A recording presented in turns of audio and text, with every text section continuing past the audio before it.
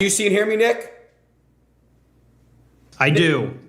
Okay, we have to join the other Discord room with with Dean. Okay. So how you feeling tonight? You good? I'm feeling good. I'm excited. Dude, it's actually like a pleasure to talk to you, bro. Likewise, good to talk to you too. He does have aura. Let's go. What? You have aura. Thank you, bro. Wait, hold on. What's that? Oh shit! Shit! I got it. Well, we're gonna. You're about to go to the Yeah. All right. I'm gonna invite you to this room. Don't leak it. All right. Okay.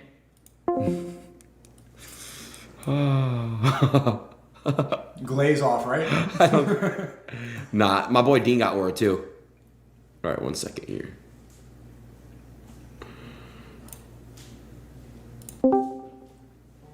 What's up, Dean? What's going on, Aiden? How you doing? Good, brother. How are you? Dude, I'm doing all right. I'm a little bit nervous. I've had Knicks fans on the Twitter account. They're a little bit wild. Hey. Let's go. What's going on, man? How you doing? What's up? I'm good. How you doing? Doing all right. It's a good night. Let's have a great Yes, it time. is. Despite Dean, it's a pleasure to meet you, man. Despite whatever I believe in, like I said, I believe in a couple of your guys' points for certain topics. Me and Sneeko are gonna hold our ground and be as neutral as possible. Cool. Sounds good. I appreciate y'all for that. Sneeko, Dean, by the way, Dean, Sneeko, you're not gonna be able to see him because we're kind of reacting over you. But here, I'll turn my camera on for a quick second. You could meet us face to face. This is Sneeko. What's going on, man? What's going on, dude? I was a little bit disappointed to hear that the debate between you and me wasn't happening, but here we are nonetheless. It's good to meet you. Yeah, I didn't even hear about that. I didn't know that was confirmed. I told you it was. There was never confirmed. I literally told you it was. I have the texts. Show me. You want to see the text? Yeah. Well, it was over FaceTime, actually. I don't know too much about you. We saw some of your Jubilee video, but I've heard good things about your debating. But Aiden told me that you agreed to the topics. No, I didn't. Okay, I must have. I'm angling the debate towards Ethan Klein and Hasanabi right now. But if it makes sense, it makes sense. I'll debate anybody. Okay, Today all right. we'll be moderating. I moderate debates pretty frequently, so I'm going to stay neutral. Obviously, I've known Nick for quite some time, but yeah, we don't want to come off biased at all. We're going to keep it fair and make sure that we can cover all the topics. Cool, sounds good. Nick, your webcam is Nick, not let's get your loaded. Yeah, camera I'm right. trying to get set up here. Give me 1 sec. Okay. I'm trying to figure out how I can do this here. Why do you keep? Dude, I see Aiden giving you that side eye. I'm not gonna lie, that's crazy. It's because there's sexual tension. Okay, word, got it. All right, I guess I'll just do it like this. My audience won't be able to see, but maybe I'll just. All right, I'll let you guys. You guys go ahead and introduce each other. Take it away, Nick. You got it first. Hang on. What's up? Okay. I guess while he's figuring that out, I'll go ahead and give an introduction of myself to everyone watching. I am Dean Withers. I am a 20-year-old liberal. I really enjoy I enjoy politics. I enjoy debate, and I started streaming on TikTok about a year and a half ago, yapping my mouth to maybe a crowd of 30 people, and here we are. A year and a half later on a debate stage on Aiden Ross's stream Hang debating on, but Nick then Fuentes. this will be. All right, So- thank you, Dean. It's gonna be a fun night, guys. Thank you very much. It is gonna be a fun one. We're just waiting for Nick, and then we'll let Nick introduce himself, and then. Then we gotta agree on topics and terms and everything. No, they already both agreed on the topics. They have? Yeah, there's 4 good I topics. think we they got. should do maybe a 2 to 5 minute intro, depending on what they agree on, and then I agree. And then we'll ask a question. and then we'll do free flowing. And if they interrupt each other, then we can go to 90-second, 2-minute back and forth. Correct. And then we have the ability to server mute as well. Oh, yeah, guys, if you want to formalize this, go for it. Honestly, I was coming in here expecting a back and forth conversation. Well, but I'm- Well, I'm it is. down. No, for sure. But I'm Down saying with if the it becomes too formalization. much interruption, then we'll do time back and forth. Yeah. Cool. We'll figure it out. We don't want to hear you guys talking over each other the whole time. Hey, Yeah. hey, Nick, if you can hear me, I know how to fix your issue, bro. Okay, what's up? So are you using OBS Studio? Yes.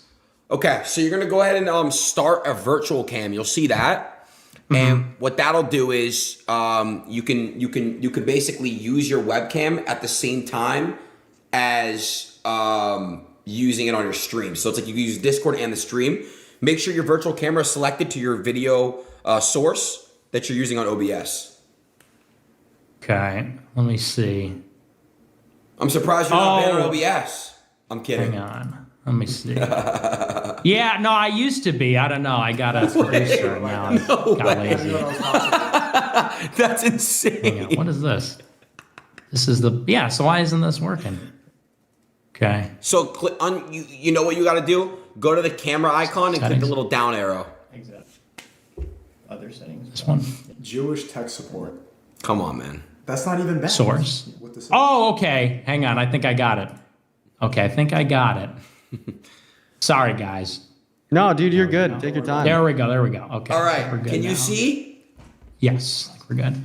Okay, now let me do this like this. Okay, that wasn't too hard.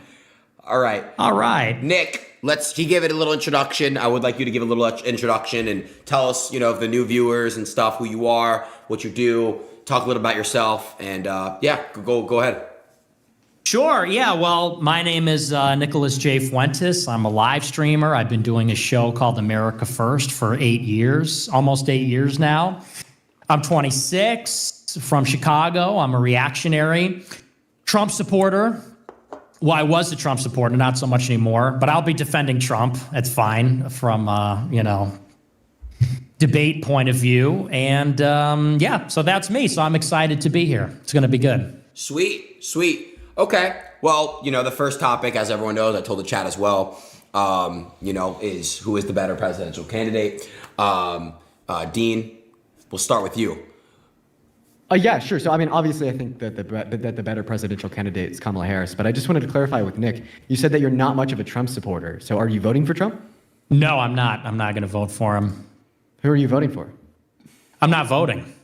Oh, okay. Holy shit. Well, I mean, the reason I chose that topic was because, I thought that you were voting for Trump. I don't really see much use in it if you're not voting for Trump. I mean, well, it's worthwhile because I'll argue that people should. I'll just argue that Trump is better than. I think that Trump would be a better president, but I'm not going to vote for him. Okay. Yeah. Sure. So we could argue that. Yeah, I guess we'll start there. I disagree. And one of the main reasons why I disagree, we could come out of the gate swinging, is this economic policy. I think that, it's pretty clear, and we could probably both agree on this, that the average American should be doing better than they are today, and they should not be doing worse than they are today. Donald Trump's proposed economic policy will make the average American worse off with his tariffs. And then his TCJA for another 10 years disproportionately benefits rich people. It will also just add reckless spending to our debt. It will inflate it even more than it is today. I think there's an estimate from the CBO putting that right at $5.8 trillion. He has no fucking plan how he's going to pay for it. Then we look over at Kamala Harris, okay? Her proposed tax policy so far is $2.4 trillion. She knows exactly how she's going to pay for it. And they're designed for 100 million American workers in the low and the middle class. And it's going to make them better off. Donald Trump's going to make them worse off. Argument's clear. Okay, that's it. It's just the economic proposals. That's all you got? We could start there. Okay. Sure, we could reference other things too. I didn't want to just throw everything at you at once. We could talk about multiple things. Yeah, well, let me address all that. I mean, so with regard to the tariffs, J.D. Vance pointed this out. The Biden administration continued many of the Trump-era tariffs. So that's kind of a moot point. I mean, I don't know if Kamala's going to. Oh, of course he did. Of course he continued. No, they continued the tariffs, China. but it's not a moot point. I disagree with the Biden-Harris administration because they continued the tariffs on China. But what Donald Trump is proposing today is a 10 to 20% flat tariff on all goods imported into the country. Right? I could say that any and all tariffs are bad, right? But a 10 to 20% flat tariff on all goods is worse than tariffs on goods imported from China. I don't think it's a flat tariff. Is that actually the policy? I don't believe that's right. It is, right? I think that J.D. Vance was talking about this last night at the debate. I think you could reference his own policy. He's talked about it multiple times in the past. If you don't think this is... It's only on certain countries. There would be no 15... That doesn't make any sense. There'd be no 15 to 20% tariff. But even if that were the case, fine. Let's say for the sake of argument that's true, because I don't know the Trump policy. They keep saying that Trump is going to put in place... They're calling it a consumption tax. A consumption tax is a value-added tax. They're saying it's going to be like a sales tax. And that's the idea that the taxation occurs at the point of a sale of goods. And that's actually a real proposal, but that's different than a tariff because, and here's the difference, when you put a tariff on goods and services, to call that a consumption tax is to imply that the consumer will bear the full cost of the tariff. And that's not necessarily true. Trump had a lot of tariffs in his first term, and the price of goods did not significantly increase in spite of the tariffs. Everybody says that it would only be the case if the full cost of the tariff was passed down to the consumer, but that flies in the face of the fact that foreign corporations will bear the cost of the tariff, or almost all of it. And certainly not all of it is passed down to the consumer. So that's just not true. That's one. Two, with regard to deficit spending, tax policy, I mean, I know you're a young guy and everything, but like Republicans and Democrats, there's a bipartisan consensus on spending. Let's just talk about spending. Most of the spending on an annual basis is not even discretionary. Okay, there's mandatory spending and there's discretionary spending. Mandatory spending means you can't change it. Okay, the executive doesn't change it, Congress can barely change it, and that is liabilities like Social Security, Medicare. It's baked into the cake. It's a vast majority of it. And who is going to cut entitlements? Nobody. Republicans aren't proposing to cut entitlements, although they'd be more willing to than Democrats. Democrats are certainly not touching entitlements. Biden always attacks Republicans in his State of the Union, saying they're trying to touch Social Security. What do you think's driving the deficit of the debt? It's Social Security and Medicare. It's unfunded liabilities. In terms of military spending has gone up every year under the Biden administration. It's like $850 billion per year. That's the largest item in the discretionary budget. So mandatory spending is going to go up in perpetuity under Democrats and Republicans. Discretionary spending is going to go up because military is by far and away the biggest component of that, and Biden spends more. And he spends more on military appropriations because of all the foreign aid. We gave $175 billion to Ukraine. We gave $27 billion to Israel, another $8 billion to Israel last week, $7 billion to Taiwan, $1.3 billion to Egypt. That's in addition to the $850 billion per year, which that's like the highest ever under Biden. So, spending's not coming down under anybody. Okay, well, that's just wrong. I'm sorry for interrupting you. You can what's reference wrong? What's wrong about it? That spending didn't go down under Biden and Harris compared to Trump. You could reference a committee. I didn't say that. Budget. You said that spending wasn't going down under anyone, right? We can make a comparative analysis between the two last terms, and we could show how it's gone down. A committee for a responsible federal budget indicated that Donald Trump signed $8.7 trillion of debt into law. Meanwhile, Biden and Harris only signed in 4.6. We could break that down into COVID and non-COVID. Like, for instance, Trump signed $4.8 trillion of non-COVID related expenditures into law. Meanwhile, Biden only signed in $2.2 trillion. But the first point that you made, I wanted to touch on that. You were talking about the tariffs. Right, you just kind of related it back to how like the Kamala Harris campaign is calling it, like a sales tax, and then that's kind of all you said.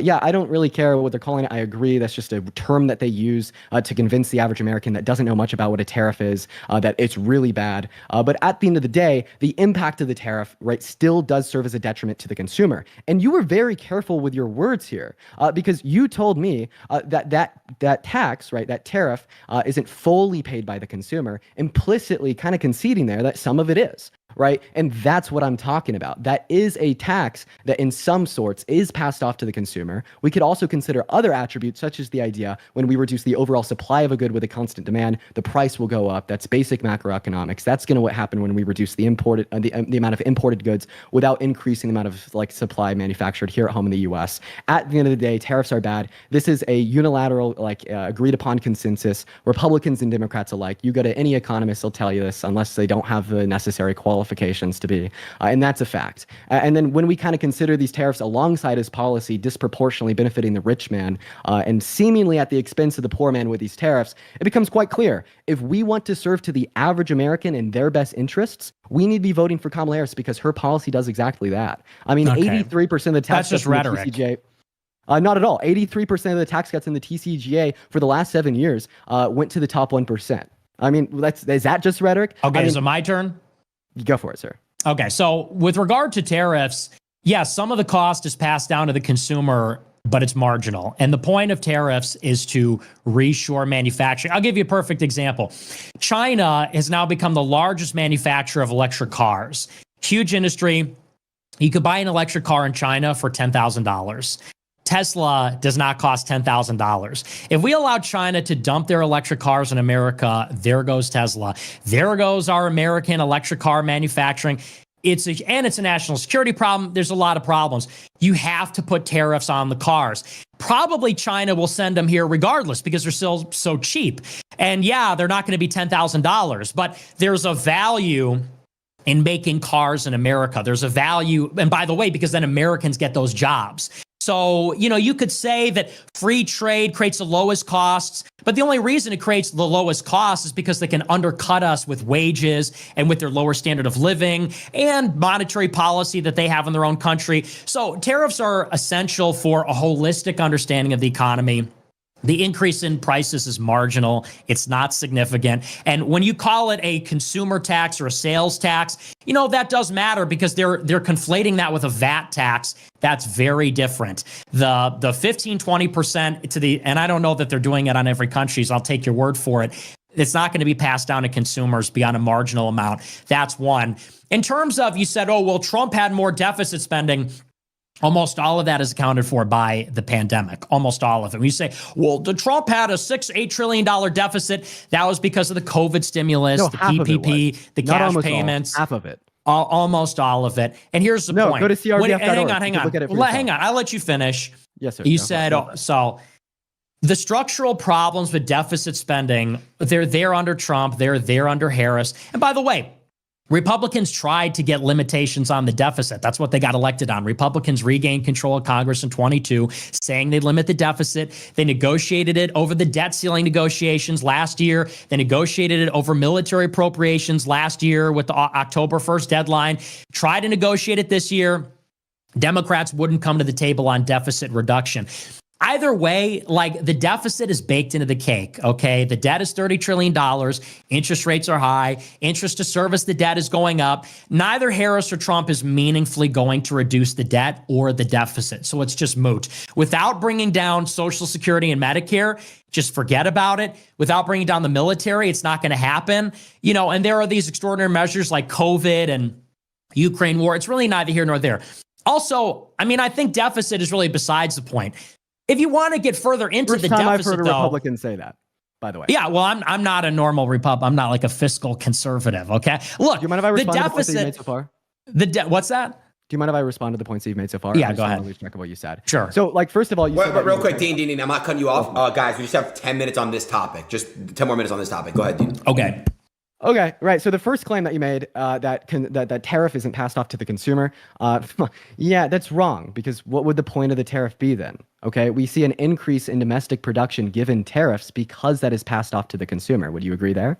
No, absolutely not. Okay, so then why do we see an increase in domestic production given tariffs? Because when you produce something in China, you can make it for cheaper, so your margin is bigger, so you can undercut prices. But you make it more expensive for the consumer at the grocery store by imposing those tariffs. Right. And then secondly, I agree with you. Again, because China will pay the tariff to get their goods to the market because they need access to the market. But then why won't we buy it? Because it costs more money. Right. And that's my whole argument is that tariffs cause the end consumer to pay more at the grocery store, to pay more at Best Buy, to pay more at the car dealership. Do you know what a tariff is? There's another point that you brought up there. It's a tax on an import. And there's another point that you brought up there about how we want to spur domestic production of goods. I don't disagree. I absolutely agree. We should have a more industrialized economy where we produce goods here at home in America. We just disagree on how we get there. Right. How do we get there without tariffs? Yeah, sure. Right, by driving further competition through the natural market. We do that via investment. What's the natural market? We do that by investing in money. Investing in money. That was crazy. Investing in U.S. producers of goods, like the Chips and Science Act under Biden and Harris's administration, that invested billions of dollars into U.S. chip producers to further drive competition, right, with those imported goods, just via innovation in the product, right? And the fact that you, as a conservative, are sitting here telling me that we need a government to impose a regulation on the free market by tariffing those goods that are being imported to our country is just new. You know what I mean?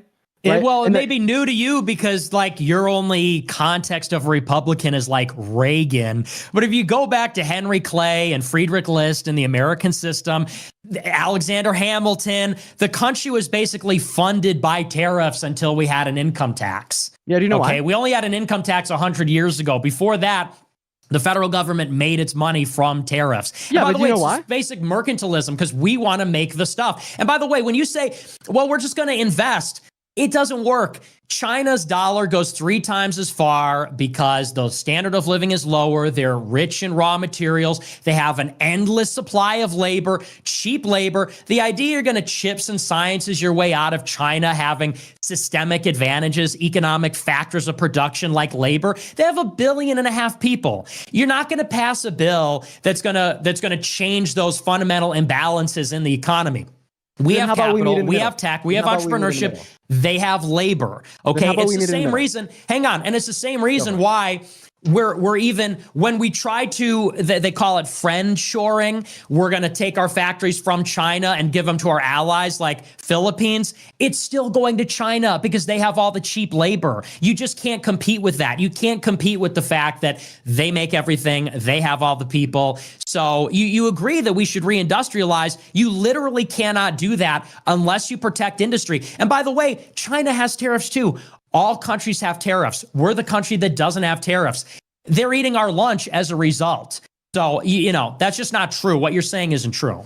No, Donald Trump's taken away the average American's lunch as a result. Like, once again, we've already went over how tariffs can cause prices at the grocery store to go higher.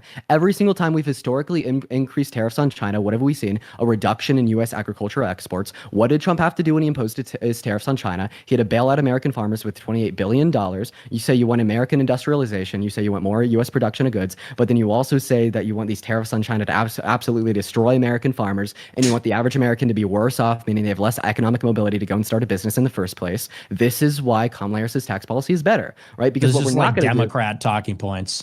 Okay, well, can you dispute them?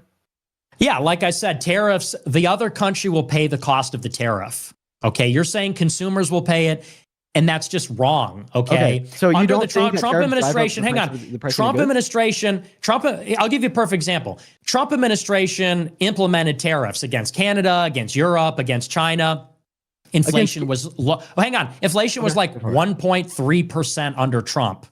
Okay, so if what you're saying is true, that the cost of the tariff would be passed down to the consumer 1-to-1 or even significantly, inflation would not remain at or around 1%. Why? If and by the way, Biden administration has tariffs too. Inflation is very high, but the cost of goods going up has everything to do with fuel prices going up. Hey guys, we got 5 more minutes. Because of the war in Ukraine. Hey, and 5 more minutes. Everything to do 5 more with minutes, Nick. Okay. A very crucial point. With the quantitative easing. If they don't cause inflation of the pricing of goods at the grocery store, then why would we see an increase in domestic production? Because it will make it competitive for America to make the same things. How? If China, because it's basic math. If it costs I'm going to, if you stop interrupting me. If it costs less to make something in China because they have abundant labor than it does in the United States, then China can sell it at a lower price because their cost is lower. But if we make them pay more to bring their goods to the market, then they have to sell it for more, or they have to pay the tariff and they make less profit. And that makes it profitable for American companies to make. Can you stop interrupting me? Can you hang on? Chinese products cost more. Can you stop interrupting me, please? Consumer? Sure. It adds, but who pays the cost? China pays the cost to bring it to the market, not the consumer. And who pays the cost once it's in the market? Well, the consumer does. Thank you. But they're buying what they're already buying. They're just buying it from an American producer. Yeah, for a higher price, right? Yeah, so for a slightly marginally higher price, so we can have American production. Okay. Yes, but there's also economies of scale. Thank you. It stimulates American industry, and then America's able to produce what China would ordinarily produce. Okay, all right. And America will produce it for a more expensive price because we don't have as cheap of labor as it protects the American industry, which by is causing inflation, right? Can you agree with me there? Marginal. It's marginal. Marginal increases. But either way, we're getting somewhere. But it's really neither here. Well, and I said that earlier, so it's the same thing. But either way, the Biden administration has tariffs too, so it's basically a moot point. No, it's not a moot point because once again, he wants to impose tariffs on all. But you disagree with the Biden administration's policy, right? Absolutely, right. Okay, I do disagree with tariffs. What are we even arguing about? Trump had tariffs. Biden has tariffs. No, tariffs protect industry in America. You support that. No, so the And reason yet- that this is the reason that this is a bad argument is because Trump wants more tariffs, right? I don't understand how this isn't evidently clear. I think what you're trying to do is kind of confuse people between me saying that tariffs that Biden and Harris imposed were bad, and me saying that when Donald Trump is elected, he wants to impose all tariffs on That's all just not imported true. goods. Right? One That's is just worse not than true. another. Okay, so They're say not. that They're he not doesn't putting want to impose tariffs on all imported goods. Okay, does he just want to keep the ones on China? It's going to be on. I don't know the Trump policy, but it's not on all imported goods. That's just Okay, a so then how Democrat is he going to lie. pay for the $4.8 trillion associated You can with his fact tax check cuts? that. Then how is he going to pay for Borrowing, from like they him? pay for all, like how they pay Borrowing for from- borrowing from the 175 Treasury? billion to And what's yeah, the biggest expense of our government? liabilities, Liabilities? No, it's interest on Medicare, debt. Social Security. That's totally wrong. No, the biggest expense of our federal government is interest on debt. Totally wrong. Okay, I don't think that's wrong. It's In fact, I think that liabilities. is totally correct. Okay, we're wrapping Okay. up on time here. We'll give a. Well, you're closing wrong on the statement. Trump policy, and you're wrong on spending. Okay, You're we'll give just a 1 wrong. minute closing to Dean started, so a 1 minute closing for Dean and then 1 minute for Nick. Oh, you could go first, Nick. Who gave the first opening statement? You or me? It was Dean who started first. Yeah, so Dean, we want Oh. to let Nick finish. That means I go last. That means I go last. Dean, you start. And then Dean, the next one, Nick will start. Okay. All right. Yeah, that's fine. I was just looking for a source to justify what I said there. So yeah, my closing statement would just be, right, obviously I think that economic policy is a very prime reason to vote for Kamala Harris because she's going to make the average American better off. Donald Trump is not going to make the average American the better off. He's going to make them worse off with his tariffs. Right. Nick essentially did concede there, saying that tariffs do cause higher prices for the consumers at the grocery store. And then Nick also just kind of says that he doesn't really care about debt. Okay. So True. If you want more debt, vote for Donald Trump because he's going to throw $5.8 trillion on our nation's debt. Meanwhile, Kamala Harris's proposed tax policy is going to be self-sufficient over the 10-year lifespan of the bill. And then one other final point here, there's much more reasons why Kamala Harris is a better candidate than Donald Trump that we didn't get a touch on, such as the fact that we probably shouldn't be voting for a rapist. We probably shouldn't be voting for a religious persecutor. We should probably be voting for the individual that wants to enshrine federal protections for all 170 million American women and girls' right to choose, right? And plenty of other reasons that we didn't get to. And I'm sad that we didn't. And hopefully we might be able to get back around to it later. But I'll go ahead and concede the rest of my time. Take it away. Yeah. All right. Well, Aiden and Sneeko, could we do immigration? I feel like that's a big one. We could do a few of these other issues real 'cause quick, it's before a big issue. Can you just do your statement really quick? Yeah. I'm just saying, like, can we make that one of the topics? Well, that's something that we Wait, had to talk about prior. Dean, if you would like to as well, we could do that this next. Can you repeat that? I was a little He bit. wants to talk about immigration if you want to keep Trump or Kamala going. We have other subjects, but on the subject of Trump and Kamala. You guys didn't agree to that prior, but if you guys want to agree to do an immigration, we can do that next. It's up to you guys. Both of you have to agree. Yeah, you just want to see. I mean, like maybe we could throw it in there at the end. I mean, get through the 4 topics we have agreed upon. Sure. And if there's time, we might be able to talk about it. Okay. So please give your closing Yeah. statement, Nick. Yeah, so I mean, my closing statement on Trump, I don't even think fiscal policy is the biggest issue. To me, that's really a side issue. And the reason is because both parties are profligate spenders. Republicans, Democrats are both profligate spenders. Bush, Obama, Trump, Biden, they're all huge spenders. They're huge spenders on the military. They're not touching liabilities. You know, there's talk about tax cuts, increasing the deficit. You could look at the Laffer curve and, you know, debate whether that's really the case. I mean, the theory behind tax cuts is that it stimulates economic growth, which it certainly does. It brings in more tax revenue. Maybe you find that convincing. Maybe you don't. Point is, neither party's going to rein in the deficit. I just don't think it's an issue. In terms of tariffs, the consensus has changed. Democrats and Republicans used to be free traders. They're not anymore. Bill Clinton, Bush, Obama were free traders. They're just not anymore. Trump is not a free trader. Biden's not a free trader. Trump has tariffs. Biden has tariffs. And that's because there's a recognition that we need to have a supply chain in America. 85% of the economy in America is services. Only 15% is construction, agriculture, and manufacturing. And this is it's not only a national security issue, but it's also a jobs issue.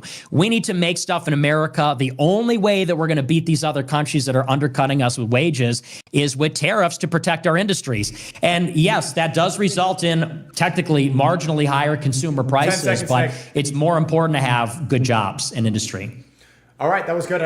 So we'll circle back to Trump and Kamala, but to keep it on the subject, we have 4 very different topics right now. Real quick before, I just want to say thank you both for giving you guys, you guys are very letting each other talk and stuff. Thank you. I appreciate that. Go ahead, Sneeko. I'm sorry to cut you off. All right, so the next subject that we agreed upon was Christianity, but to make it interesting, Nick, do you we can be more specific. We could talk about Christian nationalism.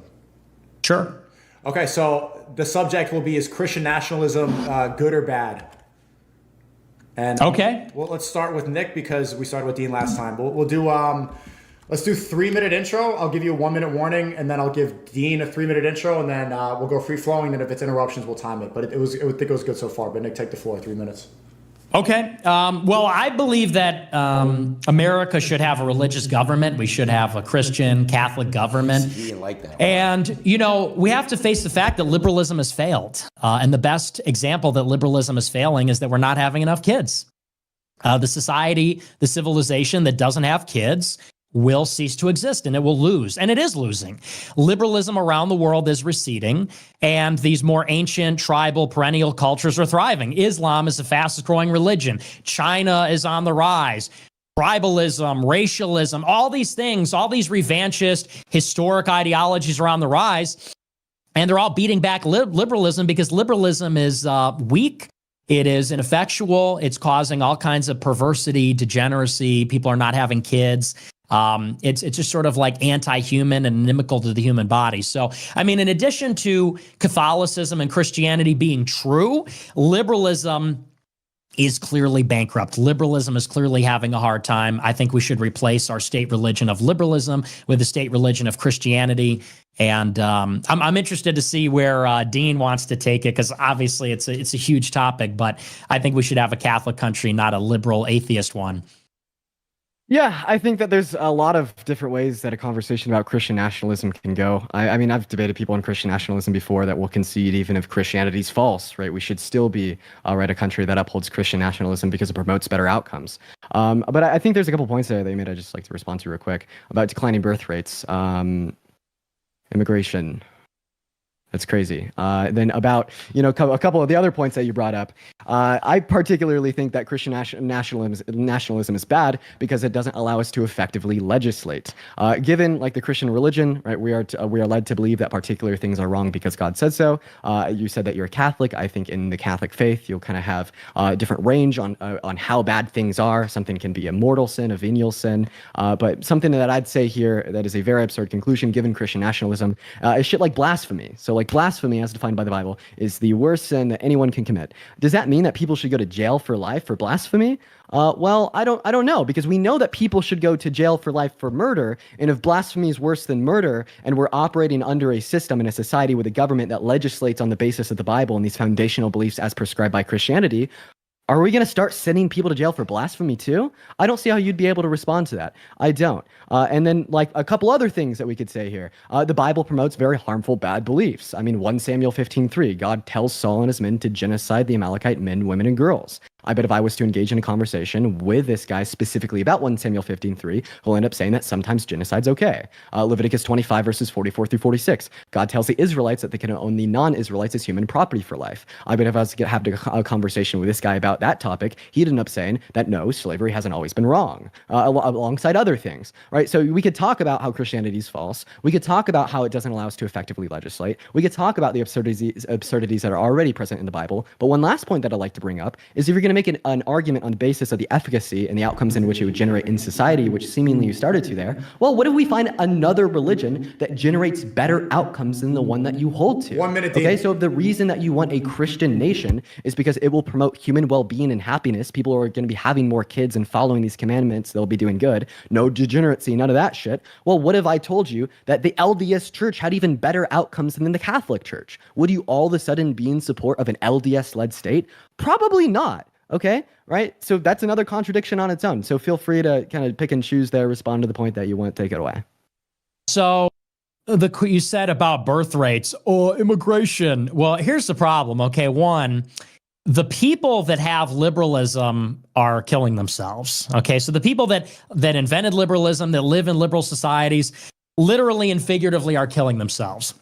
They're committing suicide. They're dying. The guy that you worship. Okay, are you going to interrupt me like 30 seconds into my rebuttal? That's crazy. No confidence in liberalism. They commit suicide. They die from despair. They're addicted to drugs, all kinds of things.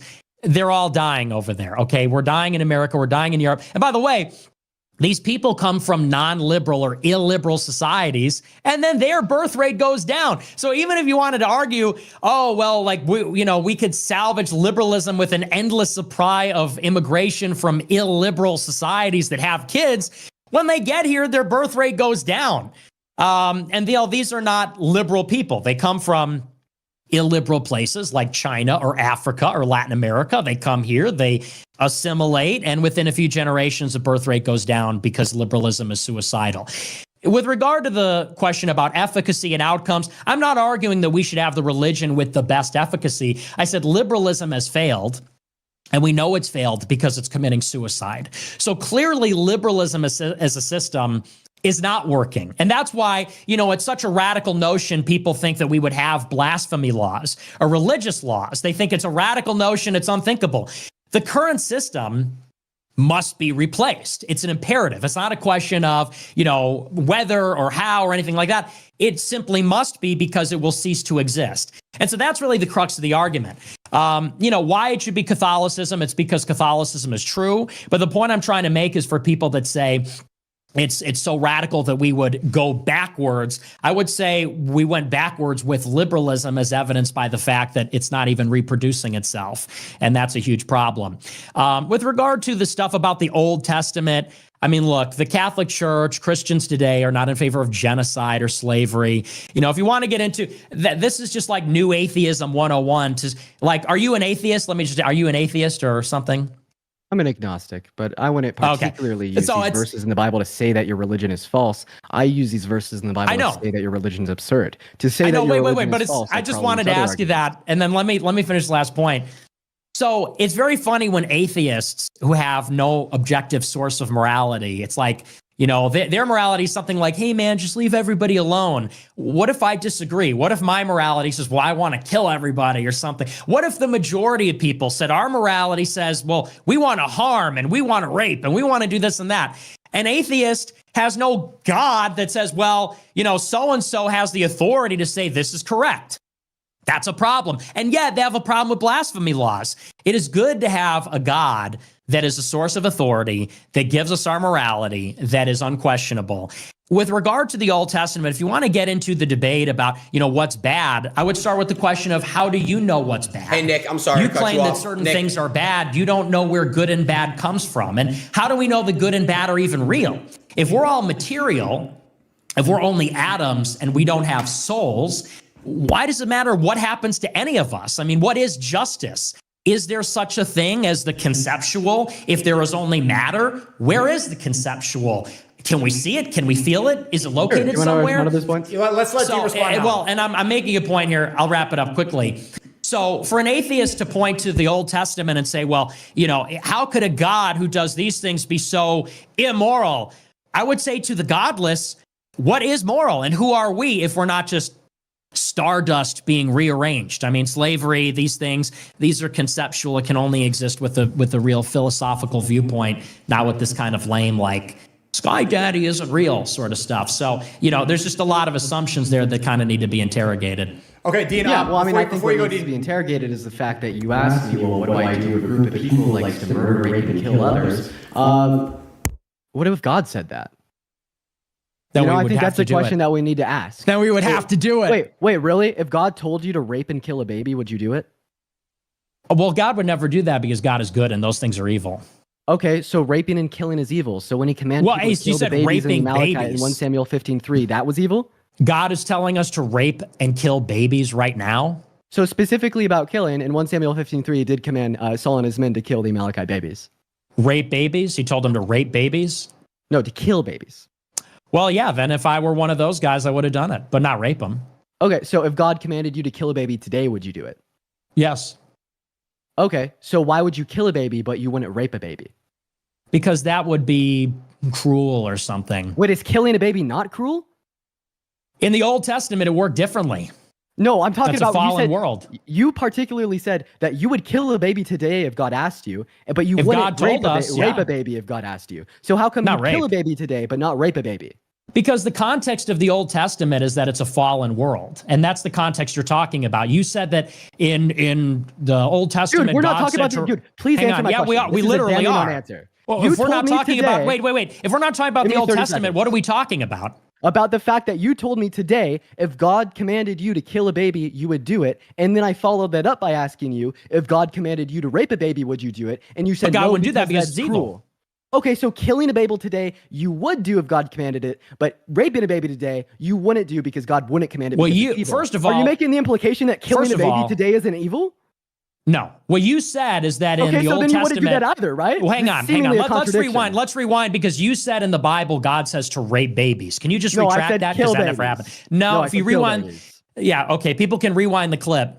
You said kill and rape babies because you got and rape we'll people clear because this you got up a so little easily. ahead of yourself. Because you got Nick, a little we'll ahead of clear this up yourself. Nick, that I will never literally happened. clear this up so easily. Okay. If I said God commanded Saul and his men to rape babies in 1 Samuel 15:3, I misspoke. In 1 Okay, Samuel thank you. 15:3, Yeah. God commands Saul and his But see, men that's to the kill problem. babies. But you are not answering my question. This is a damning am. non-answer. I am. Every single person watching this stream can see that you said if God commanded you to kill a baby today, you said you would do it. Can you affirm Can we that be fact? serious? Can we be serious for a second? We are being dead serious. Can you affirm the fact that you said if God told you to kill a baby, you do Can it? we be serious? Can we grow up? Why won't you So- answer my question? Well, because we're talking about the Old Testament, are we not? Dude, we're talking about today. How many times do I need to say that? You're talking about the Old Testament. You're citing the Old Testament. You're talking about a specific verse in the Old Testament. Oh my God, You this can is you crazy. can look. You can giggle. No, I but specifically can we asked you- confirm that we're talking about the Old Testament? Is that No. correct? That is What are we not talking correct. about? Exactly. I'll tell you exactly what we're talking about. We are talking about the fact that I asked you a damning hypothetical question. I asked you It's if not. God It's a one cheap. moment. Do you mind if I have it's 30 a seconds? cheap context. No. It's You're a cheap interrupting me because context you don't want me to denial. talk because you know that you're losing. Yeah, because the Old Testament says bad things in it. I know. I'm a new atheist, and I just discovered. Here's my answer to your question, if you allow me to answer it. I know you want a cheap gotcha question, but let's add a little context. The Old Testament explain takes away. place in a fallen world. We live in a fallen world because we have free will. Okay, God created human beings. Human beings disobeyed God and sinned. Because we disobeyed God and sinned, we have the penalty of death, war, shame, guilt, pain at birth, all these things. In the fallen world, people kill. In the fallen world, people kill, people lie, cheat, steal. Cain kills Abel. In the world, the fallen world, before Jesus Christ arrived, it was a world with slavery and warfare and iniquity. It is in this context that God commanded the chosen people to kill certain tribes to establish their survival, to secure a line for the coming of the Messiah. God does not approve of killing because it says in the 10 Commandments, thou shalt not kill. God does not approve of rape because it says, thou shalt not covet thy neighbor's wife, and so on and so forth. So God obviously does not support killing, raping. Oh, would you kill and rape a baby? No. But in the Bible, God prescribes laws and specific actions at the beginning of the world, which was fallen without Christ, without a Savior, in sin, for the survival of the chosen people. So the rules worked a little bit differently in the Old Testament. It doesn't mean that, and of course, taking a life in and of itself, hang on, there's a difference everybody knows between killing and murder. If I go and murder you for no reason, that's immoral. If I kill in self-defense or self-defense of my children, it's a different story. God commanding the people of the Old Testament is an extraordinary exception based on the fallen old world. That's one. Two, when Jesus Christ arrives, he fulfills the law and saves people from hell. Before Jesus Christ arrived, nobody could even go to heaven, and it was a world of iniquity. And Jesus Christ changed and created this modern world that we're living in. So now here's the thing. God is the authority. If God commands us to, look, I know it's a complicated issue. You can't fit it into a TikTok where you do the Destiny drive-by and say, Trump's making your grocery prices higher. You know, but it's actually a complicated issue where you're talking about evil, the existence of evil. So does that mean that God is not an authority? Of course not. God is an authority. Would God command us to do those things today? Probably not. But if he did, in a hypothetical scenario, we'd have to trust God if we truly believe in God. Otherwise, you would say something like, we know more than God, or God is not good, or we're better than God, and that negates the concept of a God or good itself. So that's my answer to your, so when you say killing babies, it ties into like abortion policy. It's just like cheap, low IQ, left-wing bullshit. But anyway, go ahead. Cool. Thank you. So I hear everything that you just said. I will give that a great response.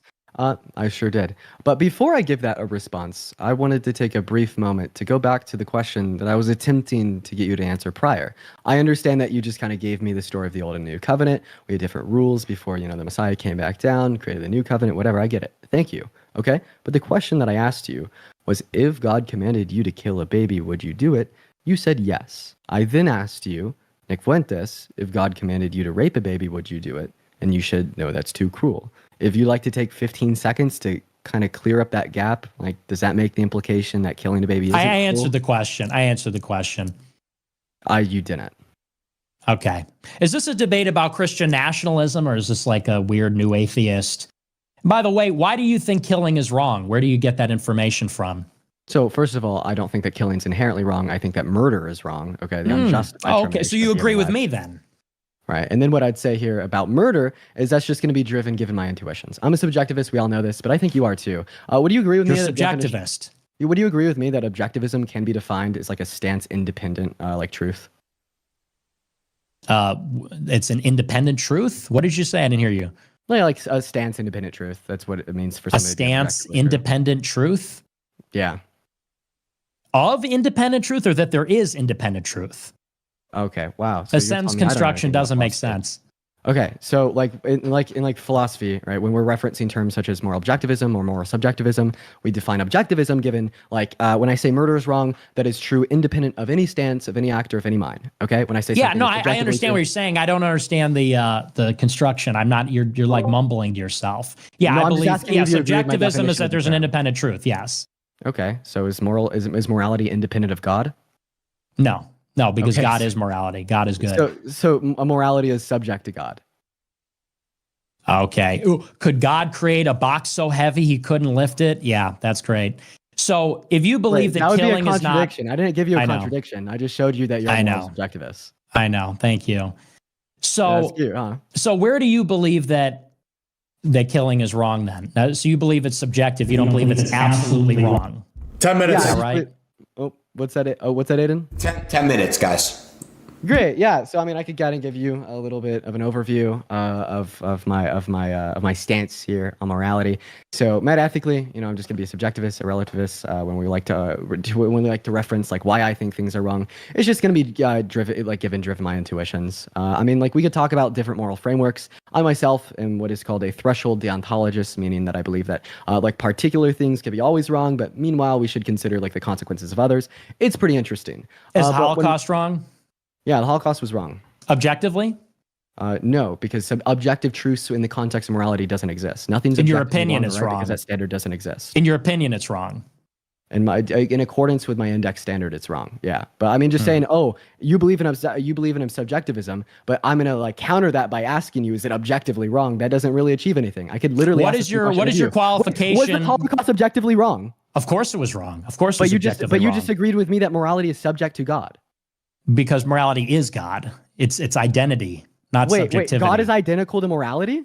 Yes, God is good. God is the good. Okay, so when I say that like hugging your mom is good, I'm just saying that hugging your mom is God.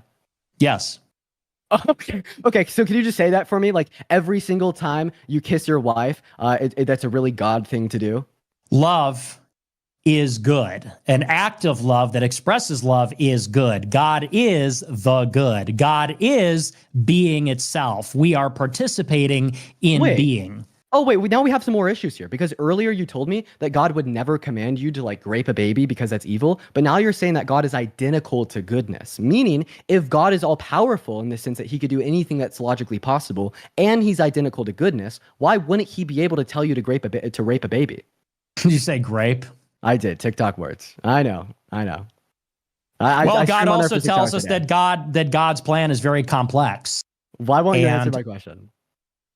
Because these are just like low IQ. No, that's not a low IQ point at all. We're it literally is. talking about what you think goodness is, what its derivative, and how it would apply to your God. Actually, we could extrapolate this out to the problem of evil as a whole, right? Like you actually said earlier that you think that the Holocaust is objectively wrong. Would you say all If it things happened, if it happened at all, by the way. But yeah, okay, let's so, theoretically, What if it the fuck? in theory. Hey, No, I'm kidding. what I Of mean? course, Come yeah, on, of Nick. course it happened. Wait, do you see what I'm talking Yeah, about? dude, Like, Nick, what the do you see who fuck, we're bro? talking to, Aiden? You're moderate, Yeah, moderate. this guy's over here here saying, Oh my if the gosh. Holocaust happened, Oh my but then he gosh. asked me if the Holocaust is objectively wrong. Get a load of this joker. So I just want to ask you a fucking quick Get a load question. of this joker. Oh, yeah, get a load of this How about joker. I wanna another ask- joke? how What do you about get? You need to unmute your mic. Get a load of this. You want to Okay. tell me another joke? Keep talking. I'm going to go ahead and ask you a No, question. Would you that's very say good. all things considered that the Holocaust is wrong? If it were real, yes. Yeah. Oh my absolutely. God, And it is. And it is. And it absolutely you're is. so fucking spineless. How the fuck can you sit in front of 45,000 people and say that the most Oy well-documented thing that has ever Is happened it? in history might not have happened? I want to ask you a question. How the fuck do you know that Jesus resurrected from the dead, but you don't know if the Holocaust happened? Please answer that question. Shroud of Turin. Shroud of Shroud of Turin, that's been taken by 100%. the Shroud of Turin is a more reliable standard for evidence than the 250 Than the independent thing that sources didn't that would happen? justify that the Holocaust exists. Listen, this isn't a Holocaust debate. also Let's the try to Shroud of stay Turin- focused. No, This is I a wanna- Christianity debate. No, let's talk about it. The Shroud of Turin specifically, we had 4 different group of scientists take different I'm parts of saying it. 6 None of them million's a could date lot. it back to anything after 400 years AD. I'm just How saying it's can a you lot of people. No. I want you to tell me how the fuck you know that Jesus rose from the dead with a lack of any historical evidence that exists from Hey, calm during his down. lifetime from a first-person Calm experience. down. Yet This is you a don't think factual the debate. Holocaust happened.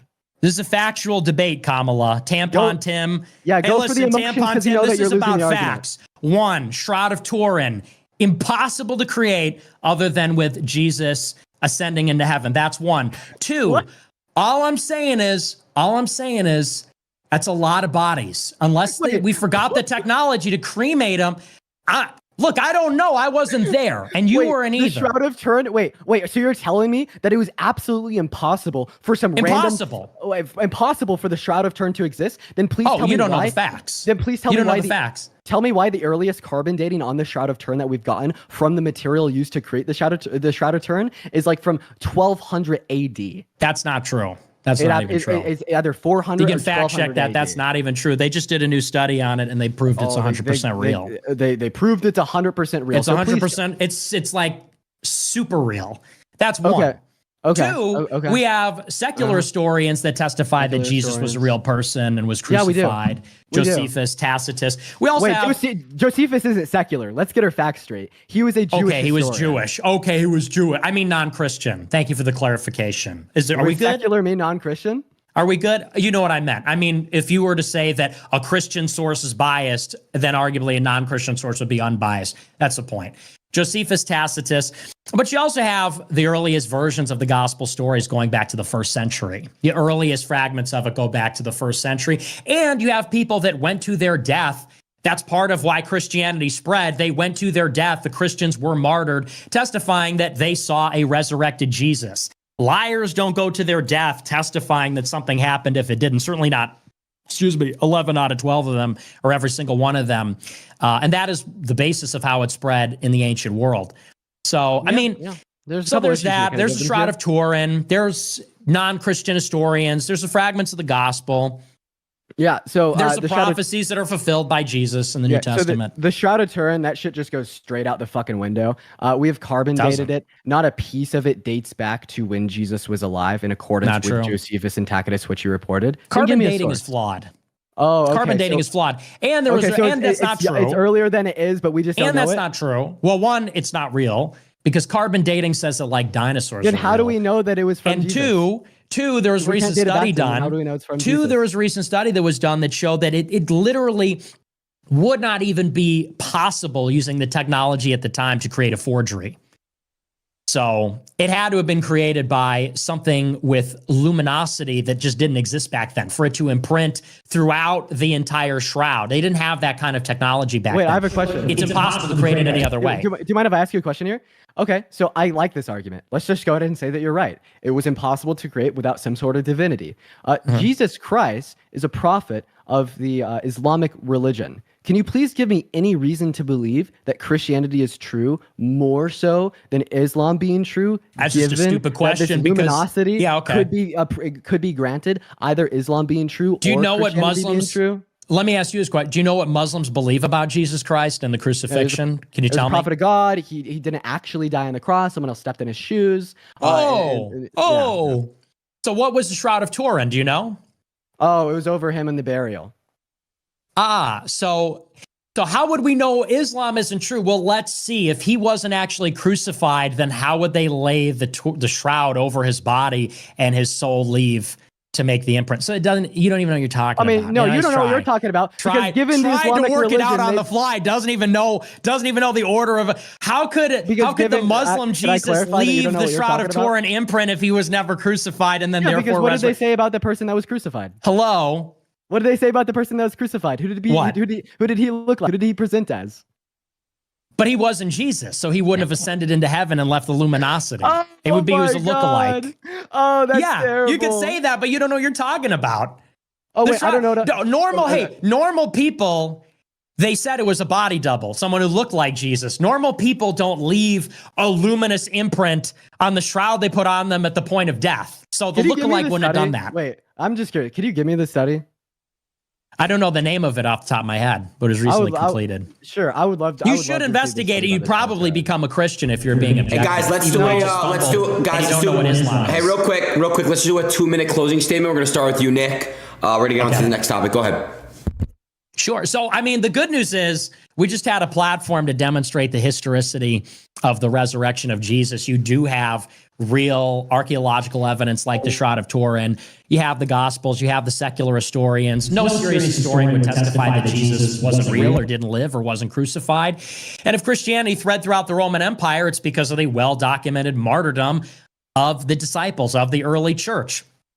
If you would go to your death testifying that something, a lie or a fabrication didn't happen, then maybe you believe they all faked it. I think that you go to your death only if you saw something true. And even still, people won't tell the truth if they're afraid of the mafia.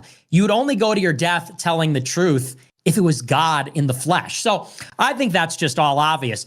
With all that being said, we should have a Catholic government. We all have a conscience. The moral law comes from God. It's also written on our hearts, and we know it. And that's where our intuition comes from.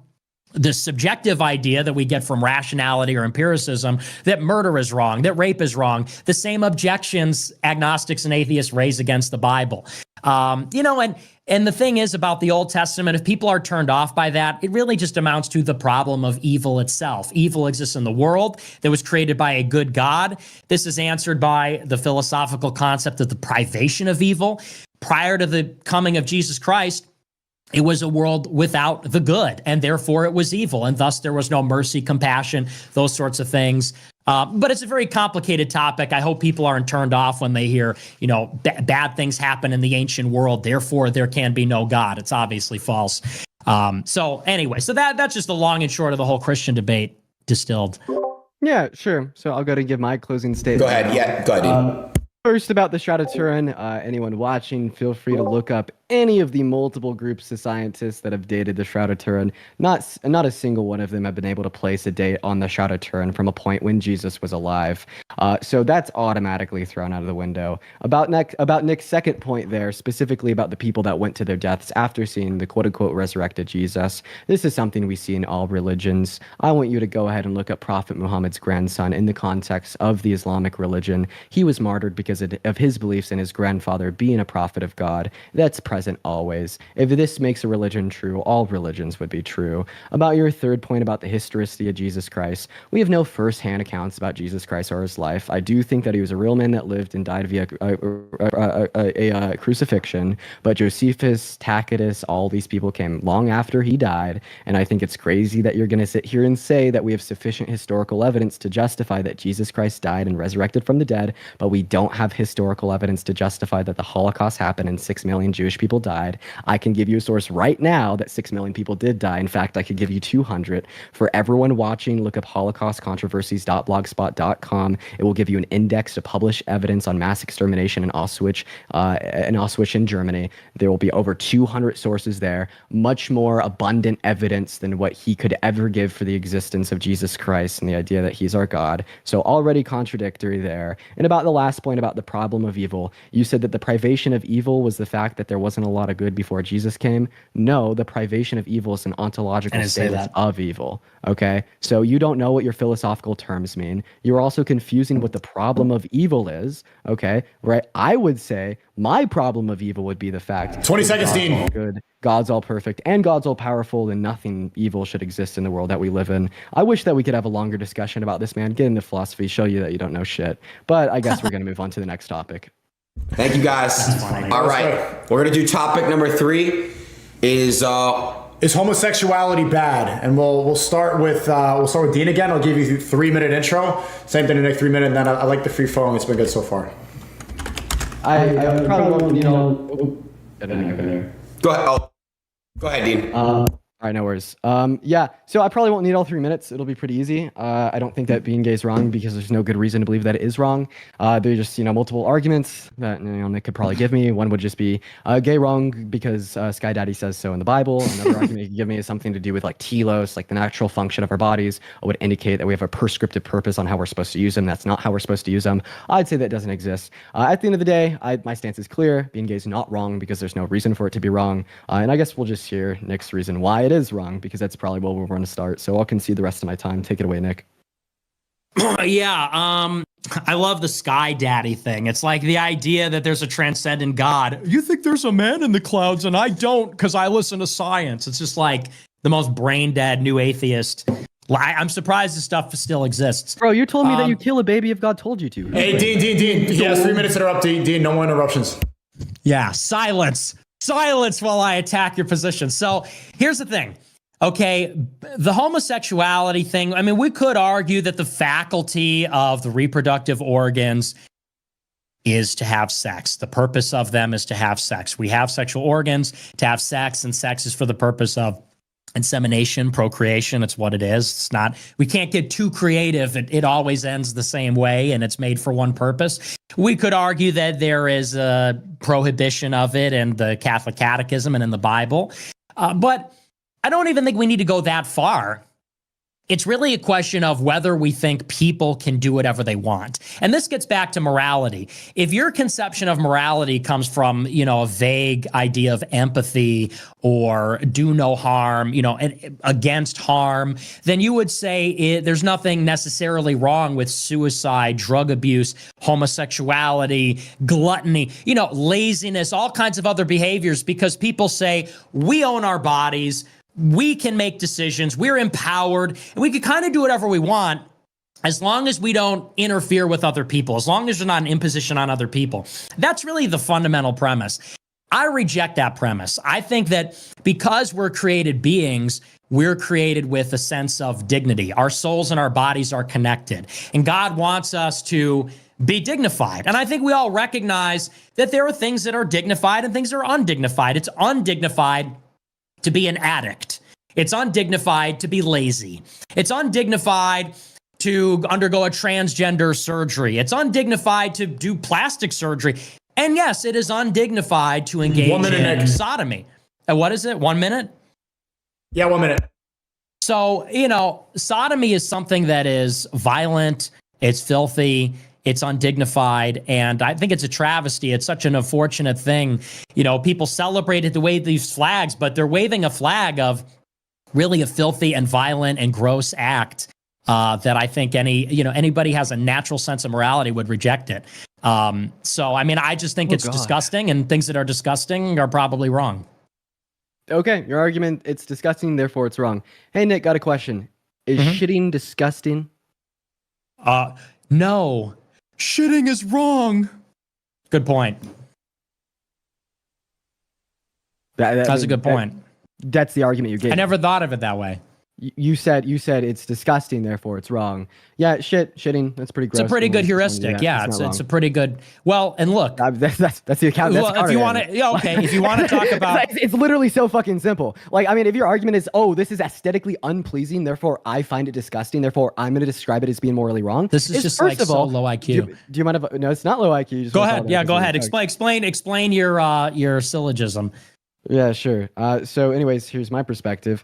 You're just saying that you find it disgusting given your subjective mental states that lead you to the conclusion that it is something that's non-aesthetic. I think it's funny that you're giving me this argument when you've been chirping down my throat for the last 30 minutes that we need to rely on some objective standard to tell us what's right and wrong, even when we disagree. But now you're like, oh, my mental states are not conducive towards me finding this to be aesthetically pleasing, therefore it's morally wrong. It's just a little bit, out of reach for you. But overwhelmingly, I don't even know if I should give a dignified response to what you just told me. Nick just said, "I don't like it, therefore it's wrong."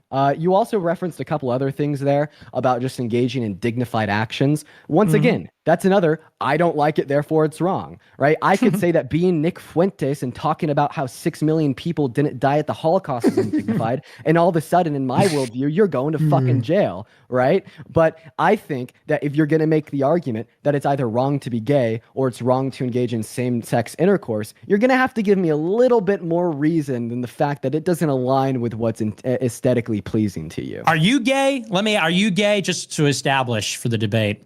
No, I'm straight. Unlike you, Okay. I'm empathetic. I'm able to place myself in other people's shoes and see the world from a perspective and realize You what's right and empathize. what's You wrong, place even when yourself I'm in not gay people's shoes.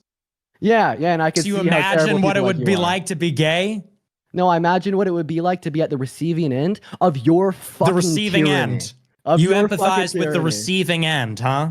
What is that of like? like the tyranny of you and the other like white Christians that just Oh, come out here and tyranny. say gay so bad, therefore we're gonna persecute these people. If Therefore, you're we're gonna empathizing let with a them gay die, man, they're are gonna you kill them. okay? Interesting. Do you think about like gay sex? Do you empathize with gay sex at all? Why is it always the Things like homophobic that? straight men that want to talk about gay sex? It's a debate about Yeah, homosexuality. you're talking, but you're getting a little bit too personal, Nick. I have a girlfriend. I'm sorry. Okay, I'm just asking. I'm just asking. So I when know, I said I know. I'm just asking. One of the many. So here's the thing. I didn't say if it's disgusting, it's wrong. What I mean is, it's a pretty good heuristic that something is disgusting. If something is found to be disgusting, it's probably wrong.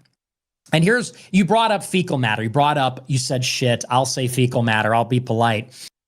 Fecal matter is offensive to us. It has offensive odor. It has an offensive look and so on.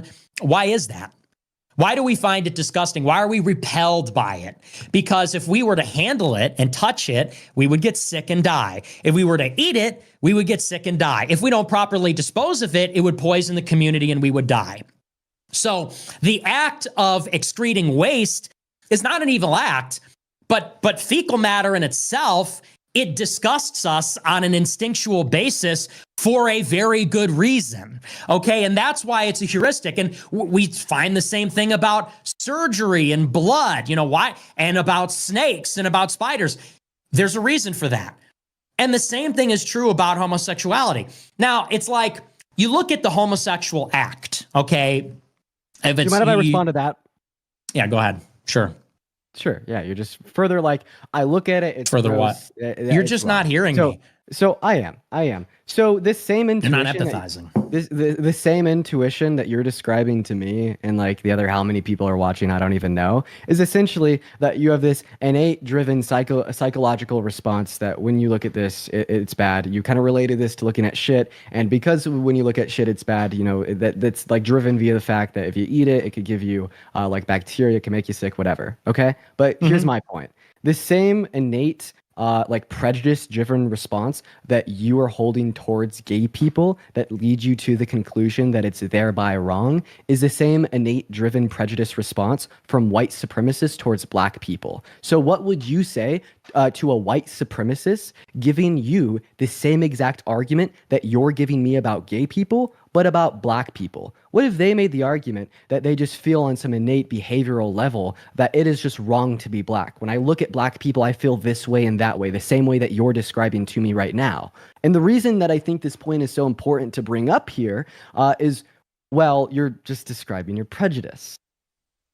Okay, well, I would say, first of all, I don't have a prejudice against gay people. I really don't. I'm describing the act. I'm describing the act of what they're doing, which is filthy. If you look at a guy walking down the street, for the most part, like let's say it was a guy wearing like guys' clothes, but he was gay, you wouldn't know he was gay. and your disgust reflex wouldn't be triggered. But when you think about sodomy, which involves a whole host of gross stuff. I mean, they have to take drugs to loosen their buttholes. They have to flush out their buttholes of poo because the penis is going where poo is. This is disgusting stuff. And the idea of it's disgusting. And it's the act which is disgusting. So it's got nothing really to do with prejudice or anything like that. It's that the act itself, I think, hang on. And by the way, it's also universal. It's universal and it's instinctual. There was a study that was done, for example, that said that men who witnessed two gay men kissing had the same disgust reflex as seeing maggots. I'm sure you've heard of that. Nick, and I'm just trying to get you to recognize that. Can you not interrupt me? Why do you interrupt me every single time? I'm trying to make a point here. A white business owner in the 1960s would have said the same thing that you're saying about gay people right now about black people going into their business. No. I asked you a question. The reason why I'm interrupting you here is because you're not giving me a response. It's a false syllogism. So? You're bringing in white supremacy to homosexuality is a behavior. Can I tell you particularly? No, homosexuality is not a behavior. It is a behavior. Okay, so what do you say? That what is action? Obviously, homosexuality is a behavior. It means if a man is attracted to another man but never has sex, is he really homosexual? Oh, wait, I have a question. Was Jesus straight?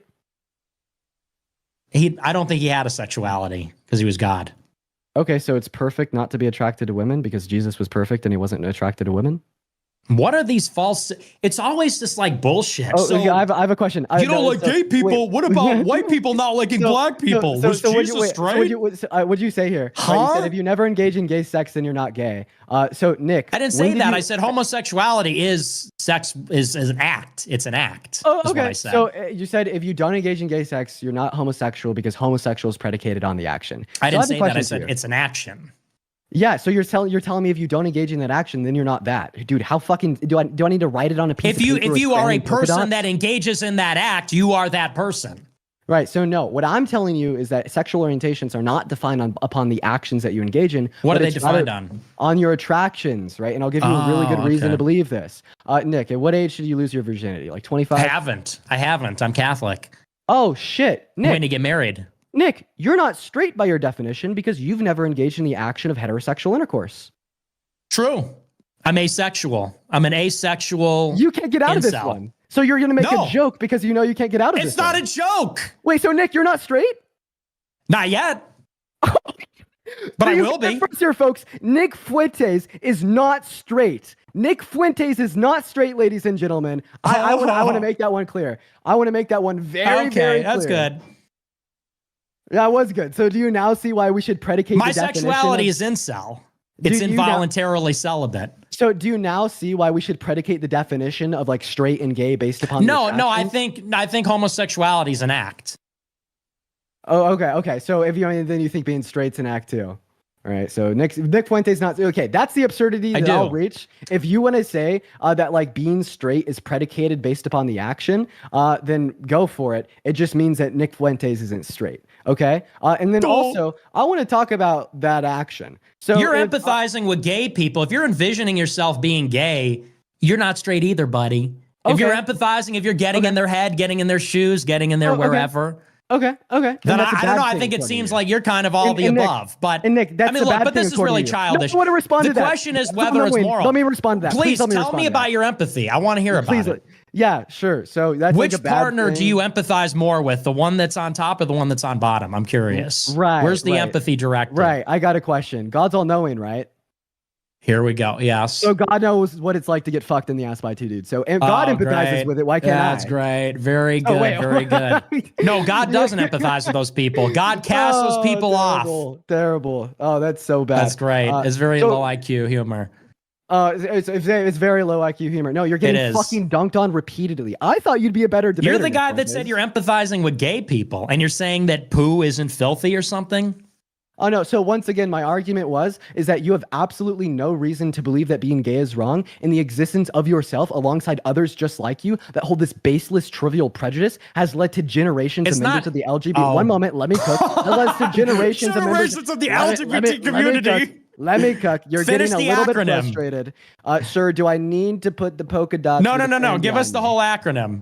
Yeah, so generations of the LGBTQ plus community, right, have lived under an oppressive system because people like you like to open up the front door of their house and then scream and shout how wrong it is to love another person in a consentful adult and non-incestuous relationship. It is absolutely fucking insane to me. And here you're gonna say, "Oh, Dean, you're boring me because I'm able to empathize with other humans." Is that like a new concept? Yeah, to no, you? because you're a really good person. Being in favor of gay sex means you're a really good person and you empathize with people and care. It has nothing to do with whether you believe there's a natural law or anything and things we ought to do or not do with our bodies. It's because you're a really fucking wholesome, good person. Wait, what You're reason a do you have wholesome to? chungus. What reason do you have to believe, right, that we ought not? It's engage bad. in gay Look, sex? homosexuality is bad for people. I mean, it's an unnatural act because it's incompatible. Wait, can you it's define unnatural? It's filthy. It's violent. It doesn't work. I mean, what is a sexual act? Wait, what is a sexual act? 10 minutes, guys. 10 minutes on this topic. Yeah, like the sexual act. I mean, That's contrary to its purpose, contrary to its nature. Okay, so you're saying it's contrary to its nature. So you're saying that like every part of your body has a nature. The nature of the penis isn't to enter into an asshole. Correct. Yes. Okay, what's the nature of your lips? To do everything that a lip does. Like eat food, talk, speak. That. Sure. Yeah. So it's wrong to kiss your girlfriend because that's going against. No, they're made for that lips? too. They're made for that. That has a purpose in sexuality as well. If you could say that your lips are made for kissing your girlfriend, why can't I say that the pee-pee's made for being inserted into the asshole? Because the asshole isn't meant to be penetrated. Because when that happens, it has long-term health effects. You could look, there are a lot of like ex-homosexuals that talk about how they have long-term, I mean, I don't want to get graphic, but they have to wear diapers. They have to wear diapers. So because it's not long-term health natural. effects equal unnatural. Yeah, if you're persistently doing something that leads to long-term chronic problems like that, yeah. Okay, wait. I think also, that this is another, it's dirty, I think and that that's this why is there's another, disease that results from that as well. I think that this is another trivial argument. Would you say that it's wrong to play the piano because you're unnaturally using your fingers to hit the keys that could lead to long-term health effects? Such No, as, because like, it's not contrary to its nature. Oh, wait, but it leads to long-term negative health effects. And some people, it could lead to like their hands seizing up, or I forget the particular word, but it essentially leads to very like bad long-term health effects like within the hands. So like given your logic, why wouldn't you say that it's wrong to play the piano? Granted, right, that it's not in the nature, right? That was a trivial assumption, and it leads to negative long-term health effects. No, it's obvious because I mean, what do we call the penis? It's a sexual organ. It's for the purpose of sex. Fingers are a little bit different. Lips are a little bit different. They have all kinds of different potential utilities and things like that. But the sexual organ is directed towards the sexual function. I mean, why do we? The reason the penis is shaped like it is. The reason. Okay, now you're going to interrupt me. The reason that it's shaped like it is and positioned where it is and all those things, it's for one purpose. The reason that it, I mean, not to get graphic, but the reason it does all the things it does is for the purpose of insemination. It's not for the purpose of inseminating a person's colon or rectum. And by the way, a butthole has literally one purpose. Okay, a butthole has one purpose, which is to excrete waste, not So do you mind if I give you my stance on this? I want to give you. Yeah. Let's hear. Well, it is a debate, so I wouldn't mind that at all, actually. Yeah. So, I mean, I don't think that we could prescriptively define the function of like any part of our body or really like anything for that matter. We could only descriptively define them. Like I could give you a good analogy here. Like if you went to like a hardware store like Lowe's or Home Depot, right, and you went to buy a hammer, and the instruction manual on this hammer tells you that it's supposed to put nails into wood. Well, I mean, all of a sudden you are misusing the hammer if you're not putting nails in the wood. But if you go into the middle of the forest and you find a rock in the shape of a hammer identical to the one in Lowe's, you're not doing anything wrong regardless of how you use it because there wasn't any intention behind its design. And that's exactly what I would say about the human anatomy, right? There was no conscious intention behind the design of the human anatomy. I think that we could descriptively define how we use parts of our body, and I think you kind of implicitly conceded to this earlier when you told me that it's in my nature to use my hands to play the piano or to use my mouth to kiss my girlfriend. Those are not intentful, prescriptive claims that you're making about the function or use of my hands. These are going to be descriptions about how we can use my hands, about how we can use my lips, and that's exactly how I'd reference, right, these sexual organs, okay? And the only way for you to justify justify your claim that there is intention behind the design of the human anatomy, to justify that there's incorrect uses of it, would be God. And of course, I dispute the existence of God. You couldn't prove that God exists. If we had 30 minutes, I could be able to give you an argument to show that it's logically impossible for the Christian God to exist. So I think what it's best for you to do right now is to either concede your position or just say it outright. You think being gay is wrong because God said so. You think being gay is wrong because you truly believe that God built our bodies to function in a particular manner that is adjacent to the use that you like to describe to our fingers or to our mouths. Say it out loud. Well, like I said, if you were listening at the very beginning of my opening statement, I said we are created and we are ensouled, and our souls and our bodies have to be treated with dignity. And yes, you're 100% right. I mean, if you believe that, if you're a nihilist or a materialist and you believe there's only matter and everything is subjective, then yeah, like there's no problem with putting this in there and that over there. But if you think that we are created, and if you think there is such a thing as a natural law and a moral law, then we would have to abide by what we can assume are these functions, or what we are told are the functions by revelation. If you believe in a religion with revelation, then it's revealed. If you believe in a religion which is philosophical, then you have to deduce it rationally. But when you look at something like the anus, E. Michael Jones has a famous quote about this: the anus is not a sex organ. It's obviously not. It's there for one purpose. And I think, we all sort of know, like, yeah, of course you can do these things. No one's arguing that you can't. Of course you can. It can be done. You're capable of doing it. The question is, should we do these things? And if these things are contrary to their nature, and there's evidence that this is the case because they result in problems, then we probably shouldn't. And you don't even necessarily need to believe in God to understand that. I think that, hang on, I'm not totally finished. I think that even if you don't believe in God, I think there are a lot of people that actually don't believe in God that still find it to be a kind of degenerative, indulgent, undignified practice. I'm not finished yet. You're very disrespectful in that way. I'm so respectful, and you're being very rude the way you're chirping with these little interruptions. And the thing is, I mean, let's imagine what it is. When they're walking down the street waving that flag, it represents a filthy, violent act where you're evacuating fecal matter out of your bowels to make room for sex, and it's never fully gone. And this is why they get AIDS, because you're putting a sexual organ where the shit is. And that's just something that, is objectively gross, I think, for very good reasons, which is a pretty good heuristic that it's also immoral. And so, people that are same-sex attracted, people that are tolerant of same-sex attracted persons, and people that are not, I think should all be able to recognize that sodomy is something that there's something deeply wrong with it, and it should be avoided, even if you're not religious. Let's do closing statements, 1 minute each. I'll give 1 minute to Dean and then 1 minute to Nick. We'll go on to the next topic. Great, thank you so much. So Nick Fuentes made two arguments. The first argument that Nick Fuentes made was that I think it's gross, therefore it's wrong. In Nick's closing statement, what he will not do is give me the logical distinction with him saying gay gross, therefore wrong, and a white supremacist saying being black gross, therefore wrong. There's no logical distinction between the way in which those two beliefs were formed, and he won't be able to give it to me.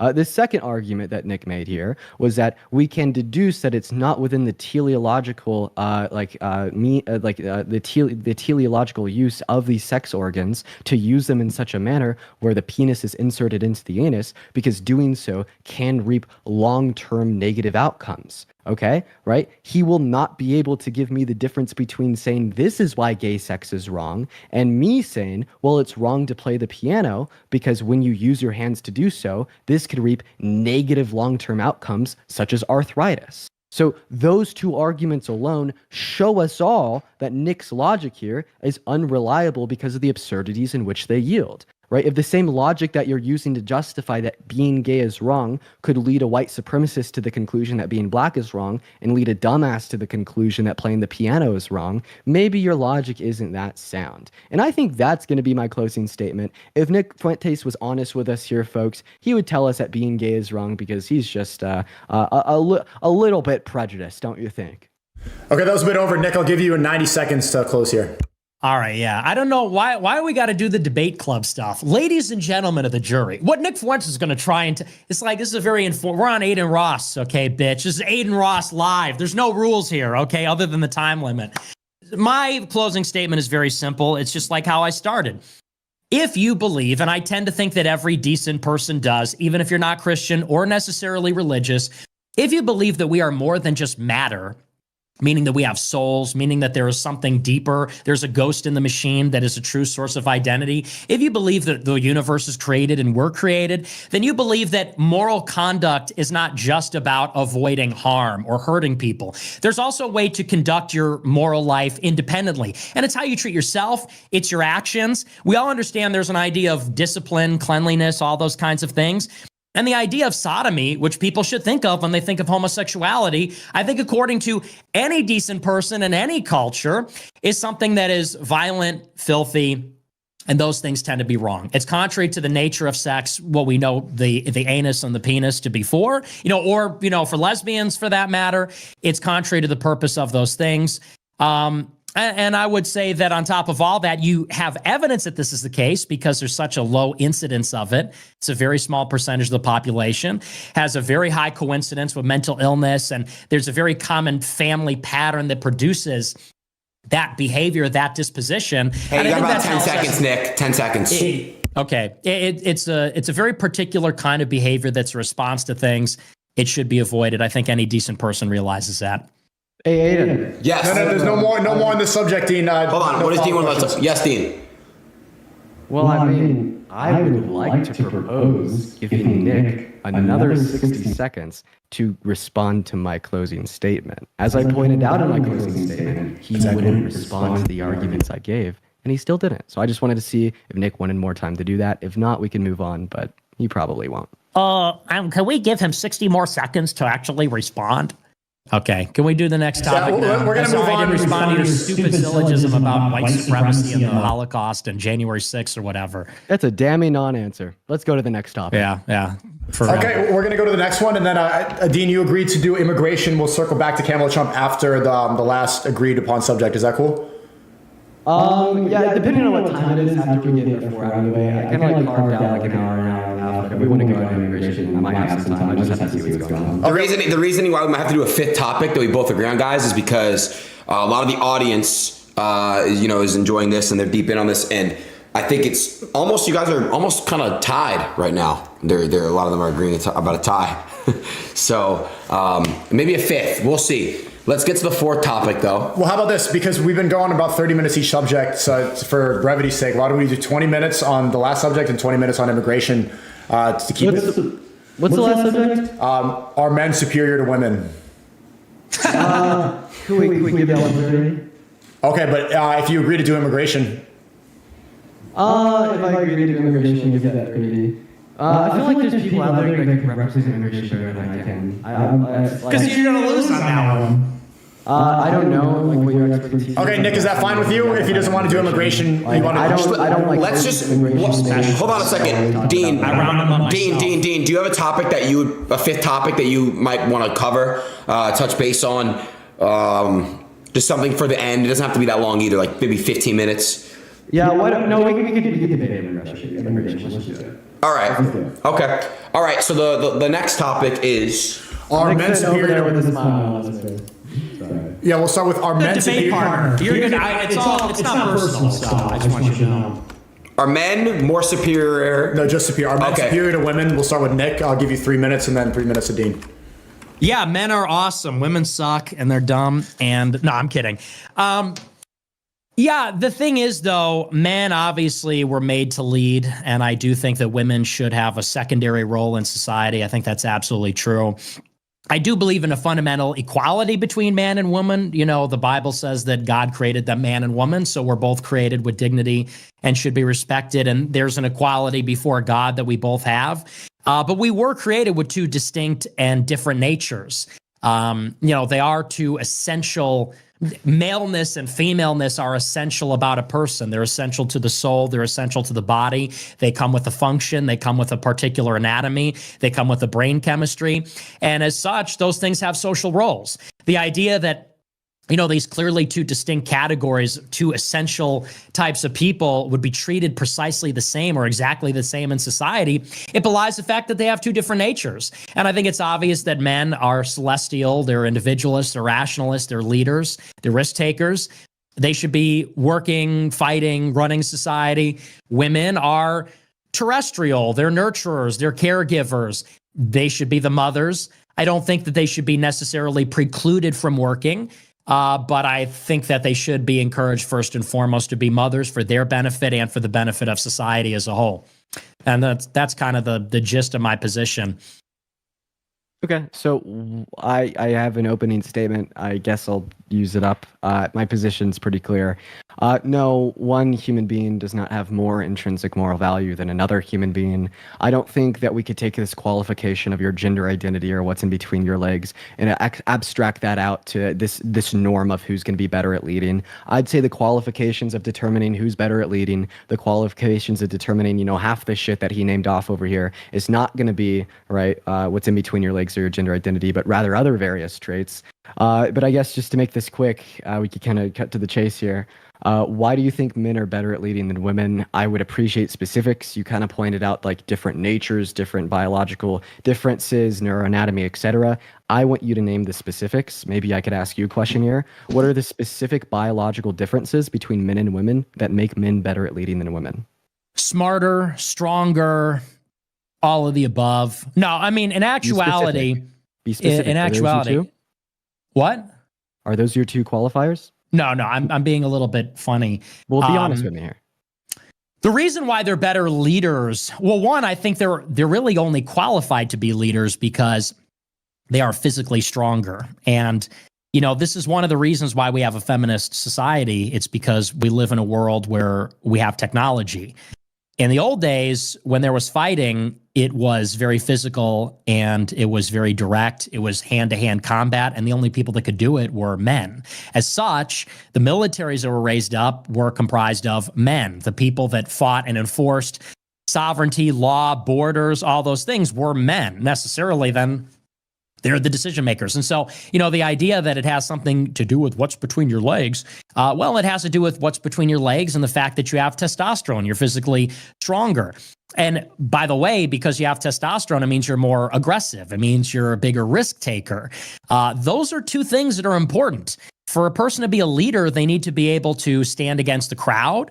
And that means a risk taker. It means you need to be disagreeable.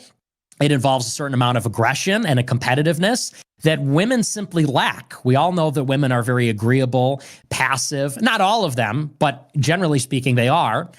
They're peacemakers. They're more introspective. They're more emotional, less decisive. And all of that makes them worse as leaders. Now, there can be women that are good in particular leadership roles in certain circumstances, and individual women might.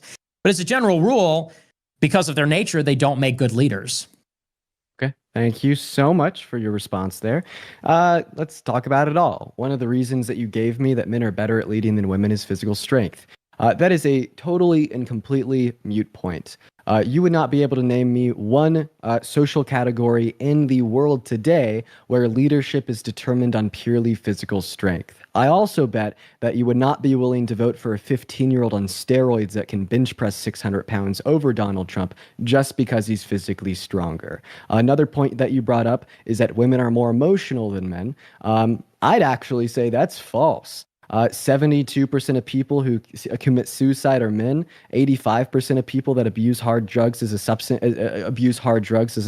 an emotional reaction to like particular external stimuli are men. We see that 95% of violent crimes are committed by men. We see that men are much more likely to start wars, to start genocides. We see that men are much more likely to engage in irrational, risk-adverse activities such as drunk driving, reckless driving, or gambling. Meanwhile, we see women have a higher IQ and EQ on average. Women outperform men in the context of school, going to it more, getting better grades and better degrees. And we see that women could actually deal with stress better than men. And that's one of those biological predispositions that you were talking about. Women have thicker dendrites in their neuroanatomy compared to men for the reason being that evolution has designed women to deal with childbirth, okay? Right? And that made them deal with stress better as well. That's why we see that female surgeons outcompete male surgeons. The JMA and the AMA did a massive study on 1.7 million patients on 6 continents and evaluated that if you're operated on by a male compared to a female, that you're more likely to die as a result of your surgery and you're more likely to experience postoperative outcomes. So, as a quick recap, physical strength doesn't mean shit. I have bigger biceps than you. I bet you think you're a better leader. Emotional maturity. Women are more emotionally mature than men. Then about intelligence and all the other shit you brought up. We could get into that, but I'll let you respond to the points that I brought up so far. Yeah. So you said it was risk averse to gamble and drunk drive. It's the opposite. You said men are more willing to drunk drive and gamble. Those are risk-taking activities, and risk-taking is fundamental in leadership. Yeah, that's why, yeah, well, fair enough. And that's why, the richest people in the world are all men, because the entrepreneurs are men, because an entrepreneur is a risk taker. And, one man's gambling is another man's entrepreneurship. One man's drunk driving is another man's self-destructive, obsessive, maniacal quest for, building the best company or being the president or anything like that. It's absolutely essential. With regard to higher IQ and EQ, it is true that on average women have a higher IQ, but it's also true that the distribution is different. There's more geniuses among men. I mean, the curve, if you will, is flatter. So there's more men that are on the left side of the curve. There's more men on the right side of the curve. Although the average for women is higher, they don't have those outliers and those extremes. That's why you don't see a lot of female geniuses, and that's just true. I mean, earlier today in preparation for the debate, I asked ChatGPT, I said, name some female geniuses. They got to like 3 before they had to name a feminist. They did like Marie Curie, some ancient Neoplatonist no one ever heard of, and then it was like all the like first and second wave feminists. There's no female geniuses. There's very few female billionaires that didn't get their wealth outside of divorce. There's very few female heads of state. People say that's oppression, it's misogyny, and we all know it's because they're not risk takers, they're not tough. With regard to they handle stress better, yeah, maybe certain kinds of stress, but I think we all know women, and I think we all know that when women are put in stressful situations, they my crumble. God. They cry, they get upset, they freak out, they call their boyfriend, they call their father. Hang on. I'll let you go on. And you said that ridiculous stuff. Hang on, let me finish. I'll wrap up, but I let you finish, and I let you say that women handle stress better. That's insane. Okay. And with regard to physical strength, look, I said today physical strength is not a qualifier because of techniques, because we have missiles, we have tanks and things like that. But the point is, it used to be the case that what qualified you to lead is that you would go out there and be doing the fighting and all of that. And that is still true. It's not necessarily true in the United States, but it is still true in other countries. And countries like Israel, for example, or Iran, their presidents and their ministers are frequently military leaders that are actually having to be in the tanks and in the battlefield. And, it's hard to be in the battlefield when you get your period. It's hard to be in the battlefield if you're pregnant or something like that. Men don't get pregnant. Men don't get their period. Men are physically stronger. Men have more endurance. That's why, by the way, it's not just that they're stronger, they're faster, they're all the above. That's why women don't compete with men in sports. That's why men make better soldiers. And so, it kind of does matter that if there's a war, men are going to be the ones fighting and dying it, and that's why they're leading. And there's something deeply related to their biology there as well. But go ahead, since you want to interrupt me already. Yeah, let's do something here. I've kind of felt this way the entire time that we've been having the discussion. I feel like we both like to talk a lot. I think that that's been evidently clear. We just kind of go at each other with these 2 to 3 minute responses. Can I ask something from you? What is it? Depends on what it is. I kind of want to break down each point you've brought up and demonstrate to you why it's flawed instead of just giving these long-winded responses. You want to do a fact check? 5 minutes, guys. And I want to do that point by point with our last 5 minutes. The first point about physical strength. Who would you rather vote for? A 15-year-old that can bench press 1,000 pounds or Donald Trump? But that's not what I'm not saying that the most physically strong person should be the king. I'm saying that what are you saying? as a category, women are not soldiers. They're not tasked with defending the country, and that is effectively what the king or the president is supposed to do: is defend the realm. Didn't Trump dodge the draft 5 times? Oh my! Okay, so are we just going to do the resistance liberal thing now? I said No, the it's United just States, crazy. technics Casper defending the notwithstanding. Are you capable Yeah, of understanding like a concept? Can non-soldiers defend the country? President Bone Spurs. We're talking about whether women should be leaders if they I know, can't and physically you're defend the giving- borders. Okay, so you'd say the weaker you are physically speaking, the worse you are at leading. No. So then I what the just fuck is said- your argument? Yeah, it's like you're not even listening. I said as a category, because sex is A essential. category that's not going to be indicative of leadership ability when the question is, why are men Okay. better at leading than women? Why do you Right. name a category where we see these general biological distinctions between men and women if it's not indicative of men being better at leading than women? I asked Because- you to name the specific biological differences between men and women that make Which I men did. better at leading than women. You said Which I did. strength was one of them, and now you're saying it's not. You're saying that emotional intelligence was Okay. one of them, then you conceded that women are more emotionally intelligent than men. Another Didn't hear point that the you, other part.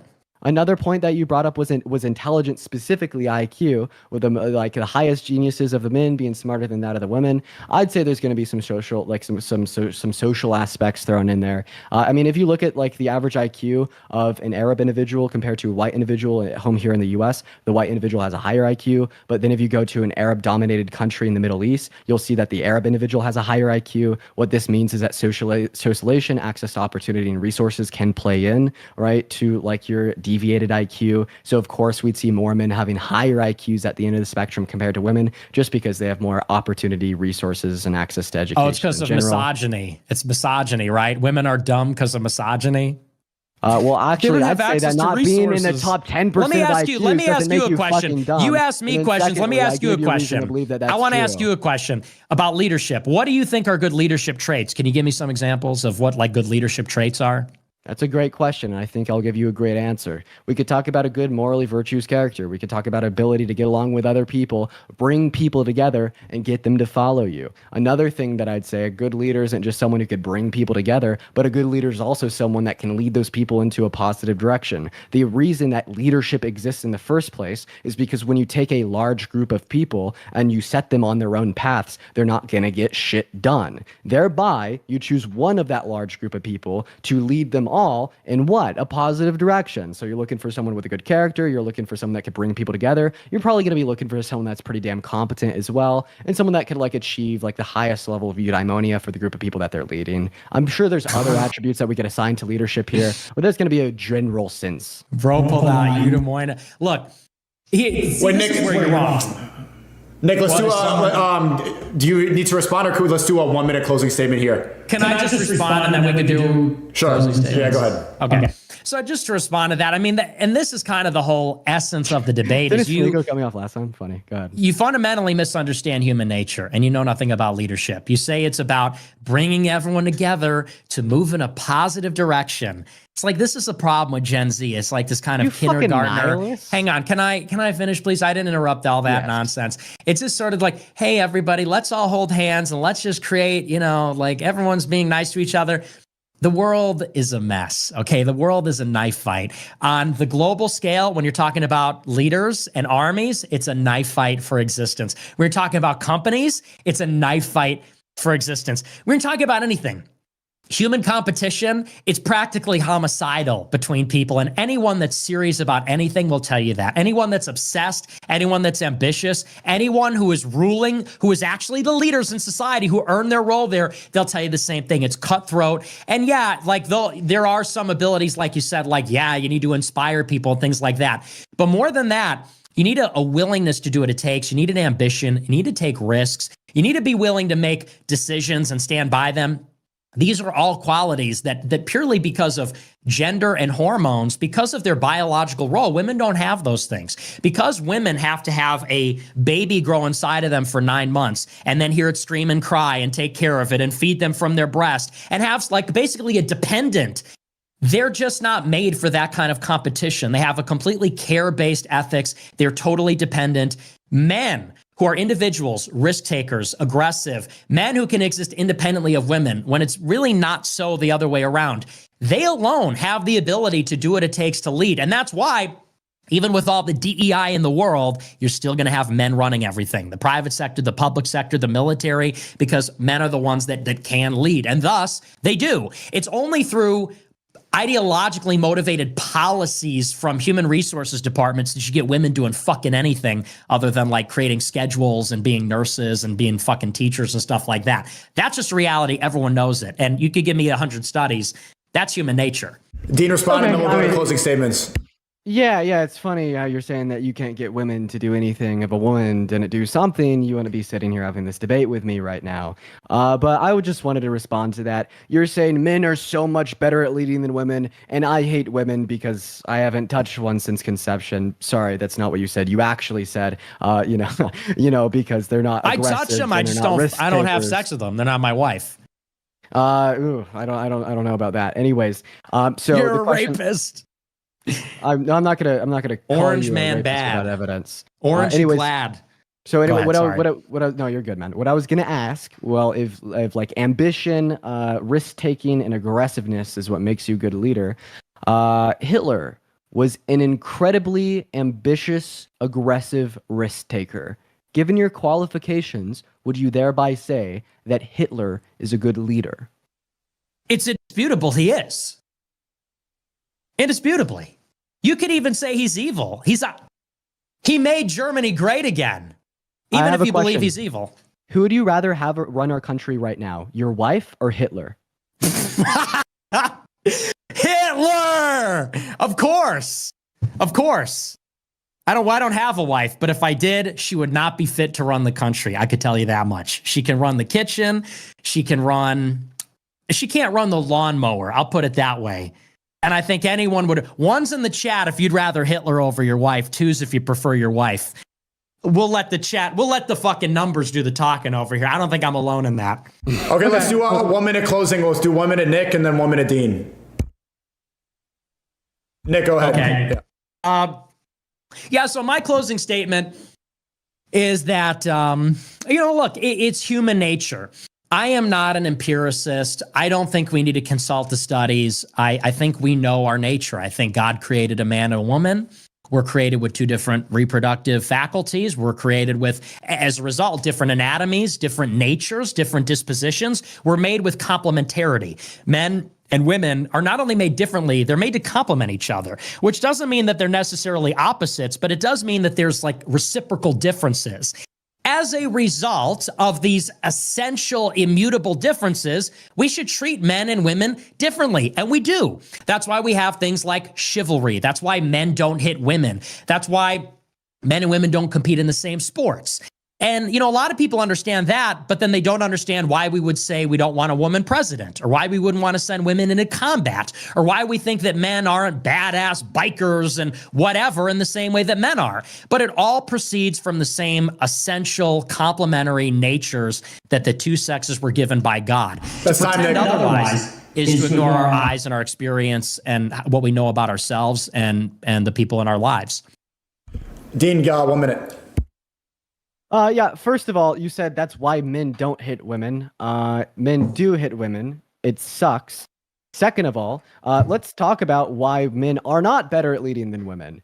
Every single point that Nick Fuentes has been reduced to him telling us all that Hitler is a better candidate for America's president today compared to Kamala Harris or his very own wife.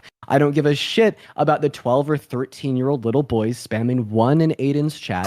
Anyone with half of a fucking brain cell can tell that this logic is not immutable, and it leads you to being a fucking incel RNC droid repeating the same alternative media talking points that you got from Andrew fucking Tate. Okay, right? The facts of the matter are, this guy said men are better at leading than women because they're physically stronger. Physical strength is not indicative of being better at leading. Go talk to the biggest guy in your gym and see who would be better at leading. This guy also brought up levels of emotion. How Men are are the more emotional than women. We all know this. That's why they commit vast majority of violent crimes. That's why they commit vast majority of suicides. That's why they abuse hard drugs more. Right? It's That's about why time, they Dean. TV, kidnapping, etc. more. Another point that he brought up was intelligence. Women women have a higher IQ on average. Let's face the facts, folks. There's no evidence to believe that men are better at leading than women, and I suggest you treat the women in your life damn well and don't tell them to stay in the kitchen or you're not going to get a wife. That's Just time, like Dean. 28-year-old Nick Fuentes over here hasn't been able to get a girlfriend since he was born. That's why, folks. That's why you're an incel. But we're going to go ahead and move on now. Okay, let's go back to Trump Kamala in the beginning. We'll say who's stronger on immigration, Trump or Kamala?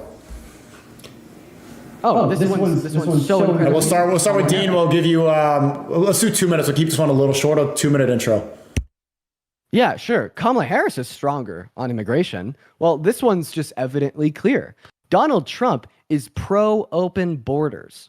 Why is Donald Trump pro-open borders? Because he torpedoed a bipartisan border bill in the House and the Senate 2 years ago, drafted by a Trump-endorsed Republican by the name of Langford.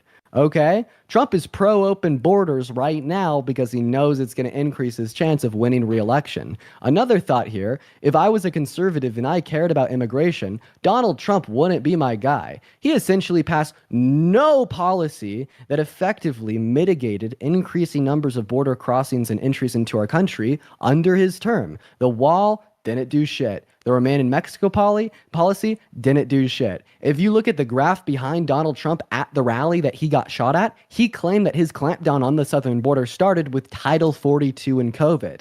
The big public health emergency that Nick Fuentes over here probably thinks was a common cold is the only reason that we had as low of border entries under Trump's administration as we did. Kamala Harris, on the other hand, right, she wants to send more funding to the courts on the borders to expedite the asylum-seeking processes to reduce undocumented migration in our country. She's the only candidate in the race to prosecute transatlantic gangs. But the moral of the story, the one point that I want to stick for Nick Fuentes over here to respond to, is that Donald Trump is pro-open border because he torpedoed good border policy in the House and the Senate 2 years ago because he wanted the crisis to continue and make the Democrats look bad. Nick, you got 2 minutes. All right. Yeah, that's just like obviously out of touch with reality. I knew he would go there, and that's why I want to talk about immigration. I mean, you could make that case if history started in the year 2024, that Trump torpedoed the border bill, and that's why the border is bad. But of course, time didn't start in 2024. It started with immigration a long time ago. Trump had a number of executive orders that curbed illegal border crossings. It wasn't just the migrant protection protocols. It was a number of others meant to close loopholes with catch and release. And so they could return immigrants to third-party countries. It wasn't just Title 42. And the Biden administration undid all of them, literally on the first day. Trump built a border wall. You say it did nothing. Department of Homeland Security says actually it reduced crossings, reduced drug trafficking over the border, reduced human smuggling over the border. That's all true. He built 386 miles of physical infrastructure, and he did it, by the way, after Congress refused to give him the money, after the Supreme Court, or rather a federal judge, tried to hold it up in the court system. Finally, by the end of his term, he was able to get the money from the DOD to build a border wall. Biden stopped building it on day one. Biden also effectively ended deportations. There was a policy under Obama where they said they weren't going to prioritize most illegal immigration for deportations. Under Trump, they put an executive order that said, we're going to prioritize all illegal immigrants for deportation. Biden rescinded that executive order. Trump had an executive order that said, while you're waiting for your asylum claim to be adjudicated, you wait in Mexico, not in the interior of the United States. Biden rescinded that executive order. Trump said, we will return you to one of the Northern Triangle countries, a third-party country. Biden rescinded that executive order. As a result, illegal immigration under Biden is higher than at any point in history by far. In the 10 years between 2010 and 2020, illegal border crossings, only 1 year on average, on a day-to-day basis, were over 3,000 per day. 10 Under the seconds, Biden Nick. administration, it was 4,000, 6,000, and now it's over 7,000 border crossings. So it's almost 3 times the 10-year average, and that's because they removed the Trump-era policies. Now they want to blame it on a Senate bill this year? I don't think so. Thank you for all the information, Nick. I'm going to have fun with this. First of all, it's funny that you think you're so educated about the border, and then you say that Lankford's bill was in the Senate in 2024. No, that was 2023. It started drafting in late 2021. Secondly, you mentioned all the policies that Trump enacted that Biden repealed. First of all, if you look at the border crossings under Donald Trump's presidency, they went up year by year by year until Title 42 is implemented. What does that tell us? Immigration after these great policies didn't go down. What else do we know is that these policies weren't in place under Obama's administration. Did we have a border crisis to the same degree that we have now under Obama's administration? No, at points we had lower crossings than we had under Trump. Phenomenal. What does this tell us? Is that Biden repealing those policies didn't cause the crisis to start. So what did? That's a great question. Well, let's treat Title 42, the total and complete shutdown caused by or implemented because of the public health emergency, like a dam on a river. Okay, and that dam sat on the river for a year and a half, 2 years, however long it was. When you remove the dam from the river, what happens? Water gushes through. When Title 42 expired, guess what? All of those migrants that had been backlogged gushed through. This was natural, normal, and expected. We should evaluate the responsibility and the efficacy of our current administration based upon their response to this crisis being caused by the revocal of Title 42. And what was their response? To implement bipartisan border legislation, and the first step they took was to influence exactly that through the House and the Senate. That was Lankford's bill. What happened next? Trump calls the Republicans in the House and the Senate, tells them to vote against it, torpedoes the bill. Nick over here knows the story. But I would like to ask you a very crystal clear question, Nick, and it is in the sense of a hypothetical. If your house is burning down and the fire truck shows up to put out the fire, and you tell the fire truck to turn around because you want the house to burn so you can claim the insurance money, Nick Fuentes, did you care about the house?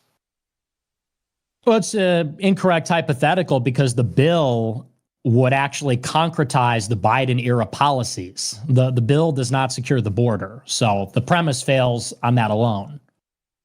And the way that I'd respond to that. Do you know? Wait, let me ask you. Do you know the details of the bill? Can you tell me the provisions that are in the bill, please? I could tell you a handful. Like, what was it? Like an additional $500 million towards the courts on the border to expedite asylum-seeking claims. Then we also had like some rolling average daily caps and weekly caps in which the president could then step in and close the border down. I think it was like 5,000 a day for like the weekly cap. But here's my response to that. You said that the average over the administration was like 7,000 or 9,000 a day, whatever you said it was. If you were starving and I offered you a hamburger, would you take it? Or would you say, no, I want a bacon wrapped filet? You take the damn hamburger. So when the border crisis is exuberantly high and we have this bipartisan border legislation that the alt-right, like Nick Fuentes, isn't happy about, any rational, sane person would take the bill to decrease the impact of the crisis. All right. Now, let me respond to that now, because you went on your whole thing about, you corrected me on some of these things. But you never answered my question. That. Well, because the premise of the question is wrong. But I'll answer it now. To you how it wasn't wrong. Yeah, you want me to answer these like false hypotheticals and syllogisms, but that's not really how a debate works, actually. Or if passing this bill is like putting out a fire, would you pass the bill? Okay. So first of all, you said the bill was from 2023. The bill failed in 2024, and that's because it resulted from the impasse over appropriations in September 2023. There was an impasse in Congress over 12 military appropriations bills. The deadline was October 1st. That's why Kevin McCarthy was removed, because the Freedom Caucus, specifically the MAGA caucus within it, insisted on what they were calling I forget the name of it, but a certain border provision in the spending bill. McCarthy wouldn't go for it.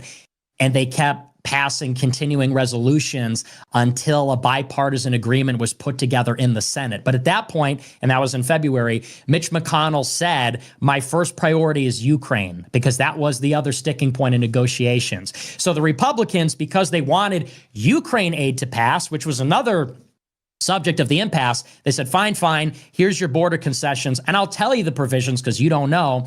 It said that it would only mandate enforcement of the border when daily apprehensions hit more than 8,000 per day. Again, the average of the past 20 years is 2,000 to 3,000 per day. It would say you only have to enforce. That's what the bill says.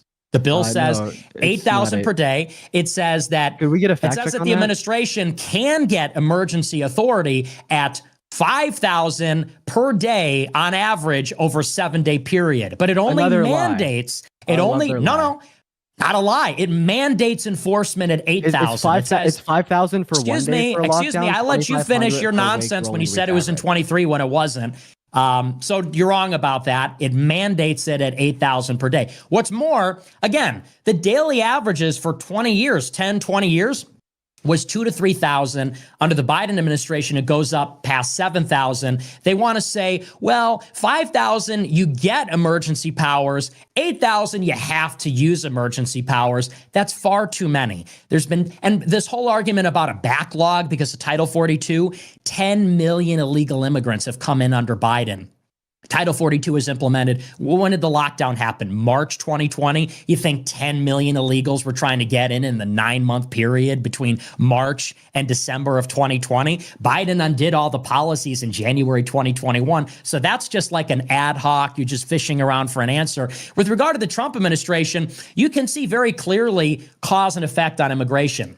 When Trump was elected, illegal immigration went down because foreigners anticipated that there would be enforcement. So, and you can see throughout the history of the country, when they threaten enforcement, illegals don't come. When they think they'll get amnesty or they think they'll get in, more of them arrive. So they thought Trump was going to be a hardliner on immigration. They didn't come. Then in September and October 2017, Trump floated a DACA amnesty. He said, we're going to give amnesty to all the deferred action on childhood arrivals. The reason that matters is because children being brought over the border is one of the 3 big loopholes for how illegals are caught and released into the country. They bring children that aren't there and all kinds of other things. So Trump said, we'll give an amnesty. Then all of a sudden, they started getting caravans from the Northern Triangle in the spring of 2018 because he said amnesty. They heard it. They started to come. Trump maintained a zero tolerance policy promulgated then by Jeff Sessions. And they said, we're going to separate the children. We're going to treat them as unaccompanied minors. There was a huge media outcry before the election. They had to reverse it. And then after they reversed it, it exploded. And May and June 2019, they hit a peak. Trump implemented the migrant protection protocols by threatening sanctions, or rather tariffs against Mexico. And then it came down again. And that is the story of illegal immigration in Trump and the Biden years. It has everything to do. I see it very differently. Hang on. It has everything to do with the Biden policies. They let in 10 million people, and then they float out this half-ass bill that doesn't fix. Policy Biden has influenced to get passed? Let me finish. Bro, they put out this half-ass bill in the last year because everyone agrees the border's a crisis. They concretize it and basically make in codifying federal law Biden's policy to let 5,000 people a day on average here. And then when Republicans voted against it, they said, oh, Republicans are against border security. It's a political thing. Even Democrats acknowledge that. It's totally fake. You know, you could keep going with it, but everyone knows it's fake. Okay. Well, apparently Trump doesn't. He said at a rally in Nevada to blame it on him if the border bill fails. So I think that Trump's big mouth actually does him a lot of harm because I just used Trump's own word of mouth to debunk Nick Fuentes supporting Trump. So yeah, see that's the face of a losing man. And you said that you were perfectly what you're saying is just retarded. Okay, well, I don't appreciate your use of the slurs, but I guess that's what emotionally immature men, when someone smarter than them lays down the truth. Isn't that right, sir? 10 minutes on this topic. Yes. We make jokes. Men are funny. Men are funny. Women are not funny. That's another advantage, but that's the other debate. Are you a woman? You could call it emotionally immature. Oh my gosh, he said the R word. That's what happens when an emotionally immature male. I'm sorry. Go ahead. According to your logic, on immigration. according to your logic. But I would like to specifically clarify that your comment about men being more funny than women was just another unfunny, false fucking comment by an immature man. I didn't find it that fucking funny when you were telling us that the Holocaust was fake and that 6 million Jewish people didn't die. I didn't find it that fucking funny when you sat here and you told me that Trump didn't torpedo the border bill, even though he said he did at a rally in Nevada. If men were so much more funny than women, then why are you the most unfunny fucking specimen that I've ever had the displeasure of sitting across the damn phone with? Why are you mad, dude? Why are you? We're just having a debate. Passionate. Wait, who's funnier, Trump or Kamala?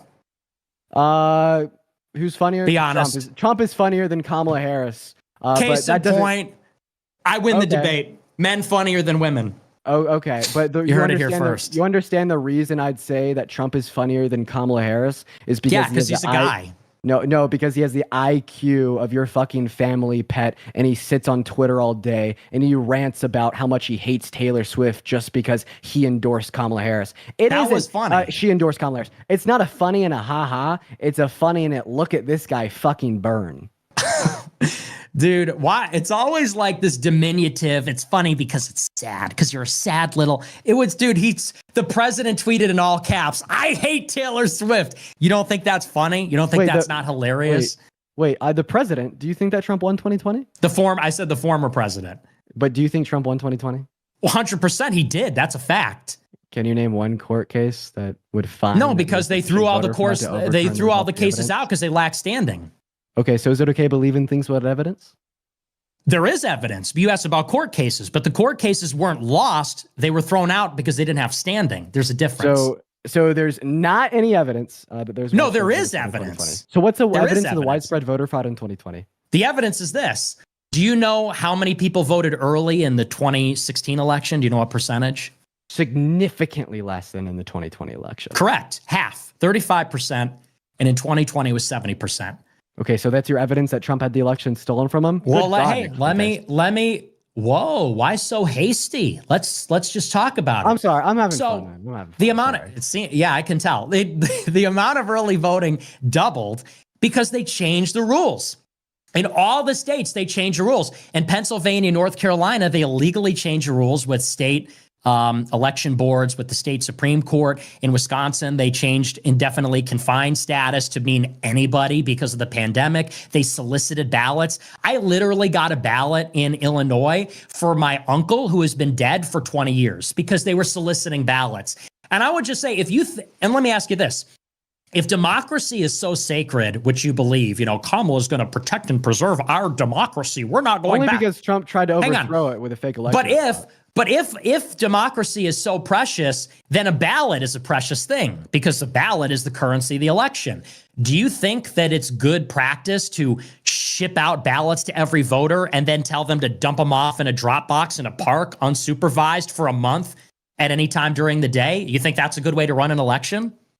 Yeah, okay. Well, I mean, then Trump shouldn't have voted, right? Well, is it? I'm asking you, is it? That's what happened. Yeah, I think that mail-in ballots can be made secure. I understand your immediate response to them, saying that, oh, if I use these words in this particular way, this doesn't seem like. Well, just answer. I mean, do you think that's a good way to run an election? Obviously not. It's obvious. It is, and the empirics would agree with me. There's no sufficient evidence of widespread voter fraud. All the audits that were done on the outcome of the 2020 election indicated that it was a safe election in recorded U.S. history. Where do they conduct audits? One moment. Donald Trump wants to 63 hand-picked courts, with 34 of those judges being Republican appointed, 17 of those judges being appointed by himself. All 63 of those courts ruled that there was no sufficient evidence and threw it out on the basis of no standing. And then Donald Trump even tried to form his own election integrity committee and bumped millions of dollars into them to find absolutely anything. They came up with a 2000 Mules movie, which the producers admitted in fucking court that they were lying. And when he found out that he had no evidence, what did he do? He went to the DOJ with Bill Barr and tried to pressure him in to falsely announcing widespread voter fraud when there wasn't any. And if you know anything about your history, Bill Barr had to resign from the DOJ because half of the DOJ threatened to quit if he didn't. Donald Trump not only tried to rig the outcome of the 2020 election with the fake electorate plot, sending 7 different slates of fake electorates to 7 different states to cast fake votes into Congress to either be certified as real by Mike Pence or to be or to be accepted by the House if Mike Pence were to claim ignorance. But he also lied about the outcome. Your conspiracy theory that Donald Trump won has no evidence for it, and the only thing you could come up with was Pennsylvania changing their voting rules because of COVID, which, by the way, was ruled as legal by the Supreme Court. You're just like not even listening. It was Pennsylvania, North Carolina, Wisconsin, and basically and they all did it illegally. Basically, every state changed rules of the election. And I would say, you're telling me, putting 70% of the voters voting early by putting them in mailboxes a month out from the election in an unsupervised drop box, you're saying, that is a good idea. You're just putting words in a particular order. Look, they don't do it like that in France because, we didn't do it here in America. The absentee voting was so rare up until like 20 years ago, up until 4 years ago, because it's so prone to fraud, obviously. When you vote in person, you got to present in certain states. Hang on. I let you just go. Right. You let me out. You got to present your ID. You receive your ballot. They watch you. You go into a room with curtains on it because there's privacy involved too. You fill it out and you submit it. It's called a chain of custody, meaning a supervisor watches the voter get their ballot, fill it out, and return it. It doesn't happen when you're doing so-called in-person absentee voting, and that's how 70% of people voted. That's a big problem. It's a big problem they changed the rules without doing it in the constitutional way. It's a big problem that those cases weren't even considered in the Supreme Court. It's also a big problem, by the way, they didn't do an independent ballot audit in almost any of the states. They did one in Arizona. False. It was flawed. False. They still found... Georgia. Where did they conduct an independent ballot audit? Where did they conduct an independent... It wasn't independent. They did a recount. Georgia, Idaho, Nope. Indiana, Kansas, Michigan, New Jersey, and Oklahoma. That's and in just fact, wrong. I knew You're that just you wrong. would say Google that this it. is wrong. I knew that you Google would it. say that. I knew that you would say this is wrong. Search up U.S. States Election Assistant Commission election audits across the United States. It'll give you an entire PDF. They're not that would independent. include That's the the types problem. of audits, the timing, the policies, the case studies, and the state-specific information, indicating that yes, these were independent. It's like you're audits. just not Feel even free listening. to look through them. I didn't say they didn't do audits or recounts. No, in no state other than Arizona did they conduct an independent audit of the ballots. Of course, if the same people that oversaw the fraud and were covering up the windows in the stadium in Detroit, of course the state is going to cover its own ass. That's why it needs to be independent. And they didn't do it in any state, even though that's what we were asking for. And by the way, about fake electors, they're not What do you mean fake. by independent? Independent meaning not conducted by the state. Oh, okay. Independent of the state. So I just want to clarify. So you think that Donald Trump shouldn't have went to like the 17 judges that he appointed because those weren't independent? So now you're judges? just gish galloping onto something else. You said, I was ready for you to say that. I have all this evidence. Oh, I didn't listen and you said independent. Anyway, how about judges or something? Anyway, Let's get back on topic. Dean. Hold on. We've been going back and forth about January 6th. This topic is about immigration. Let's go to closing statements here. We'll do 1 minute from Dean and then 1 minute from Nick. So closing statements. You can bring up January 6th, but let's keep it to immigration if you can. Actually, I'll give you 90 seconds to reel it back a little. 90 seconds each. About the specific ballot audits, I didn't know what you meant when you're referencing independent audits. I understand that you are now referencing audits independent of the state. I asked you to define your term, and I understand that. Yeah, because you're on Chat GPT Democrat mode. Nick, let's give him 90 seconds. Let's give him 90 seconds and uninterrupted. I'll restart your time, Dean. No, I just don't think that like an audit done by a state can automatically be discounted because you exist in a echo chamber of conspiratorial hearsay and you start off with the basis Trump can never lose. You move to the basis when Trump loses, no, he didn't. And then tangent of that, you say all of these audits done by independent states are thereby null and void, and I shouldn't listen to them, nor the 63 courts. It's just conspiracy theory. That's what you are. Your mind's been rotted. Everyone agrees with me. No one agrees with you apart from Donald Trump. Not even his old VP, Mike Pence, or 44 of the 46 former cabinet members. And that needs to be pointed out. Now, closing statements about immigration specifically, was that what you asked for, Sneeko? Yeah. I thought it was 90 seconds each on J6 and then I'm down for that. I'm down for that. I kind of like this conversation. Sure, that's fine. Go ahead. Okay, let me do mine now on J6. So, here's the thing about the Trump election. They doubled the number of early voting. There's obvious flaws with chain of custody. Like, it just doesn't even pass the smell test. On that basis alone, you just can't take the authenticity of the election. And people say it's about, you believe Trump can never lose. I don't think that at all. I think Trump may lose in 2024. But you have to recognize that 2020 was an anomalous election. So when there is an anomaly, when every state changes how they conduct their ballot, when there's an unprecedented, the former peak of early voting was 35%. It was 70% in 2020.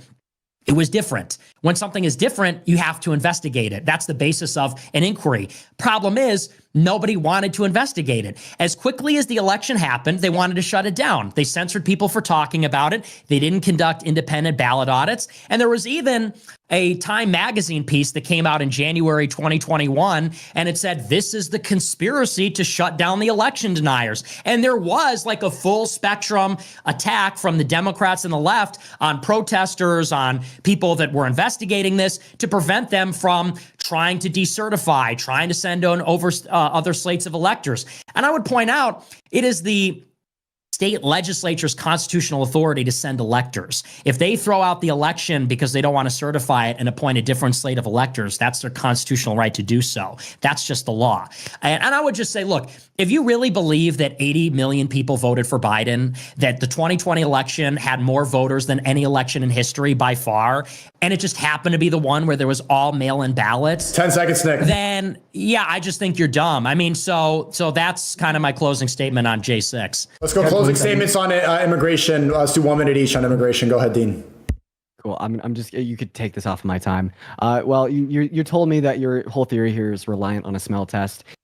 Nick, I fucking smell bullshit. We shouldn't be relying on our intuitions and our emotions to tell us who won the 2020 election. I think that conservatives are so funny because they'll be like, listen to the science, trans women aren't women, I don't care about what you think or feel, you have XYXX chromosomes, but then sit over here and give me some bullshit smell test to dictate who won in 2020. About immigration specifically, I think it's evidently clear that Donald Trump doesn't care about the southern border, or else he wouldn't have torpedoed the bipartisan border bill in the House and the Senate 2 years ago. I think that it's evidently clear that he's not about getting shit done. He's repeating the same Republican tagline that every Republican in the last 20 years has with quote unquote deport them all. My question to you would be, why didn't Bush? They can't do it. It's practically infeasible. I say that we deport all violent undocumented migrants and then give the rest a pathway to residency and their citizenship, fix our southern border, make it faster, make it quicker, and make it safer, and then crack down further on undocumented migration when our legal systems are up to par. 10 seconds, Dean. Either deport them all, right? Get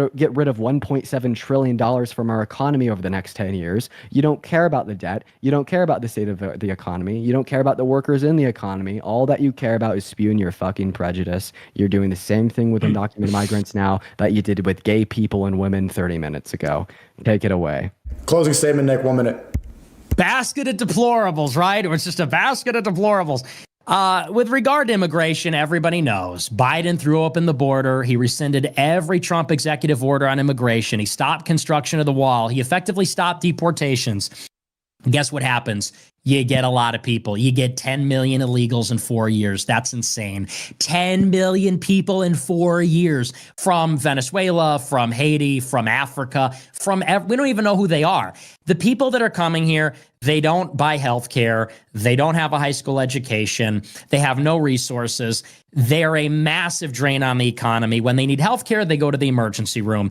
They send their kids to public schools. It's a huge drain. And many states are eligible for SNAP. They're eligible for other benefits, and they work low wages. Because they're not educated, they work low skill, low paying jobs. They will never in a million years, maybe in a million, but they won't pay off in taxes what they receive in services. It's a big fiscal impact. In many cases, they're criminals. They don't share culture. They're low IQ. And we can, I mean, it's just obvious that this border bill thing was an ass-saving move. They poison-pilled it with a bunch of nonsense so that they could blame it on Trump. But we all know the reality, and it's wrecking our country. Okay, thank you. That was 5 topics. I think this was a good spirited debate overall. I appreciate both of your time. Aiden, do you have any thoughts? You guys I would say about 90% of it, you guys respected, each other's time speaking and stuff, and it was awesome. It was great conversations, great defense, great offense. It's the first time I've ever done one of these, and it felt really, really cool. I'm definitely gonna do more of this. How do you guys feel? We'll start with you, Dean. Like, how would you feel overall about this debate?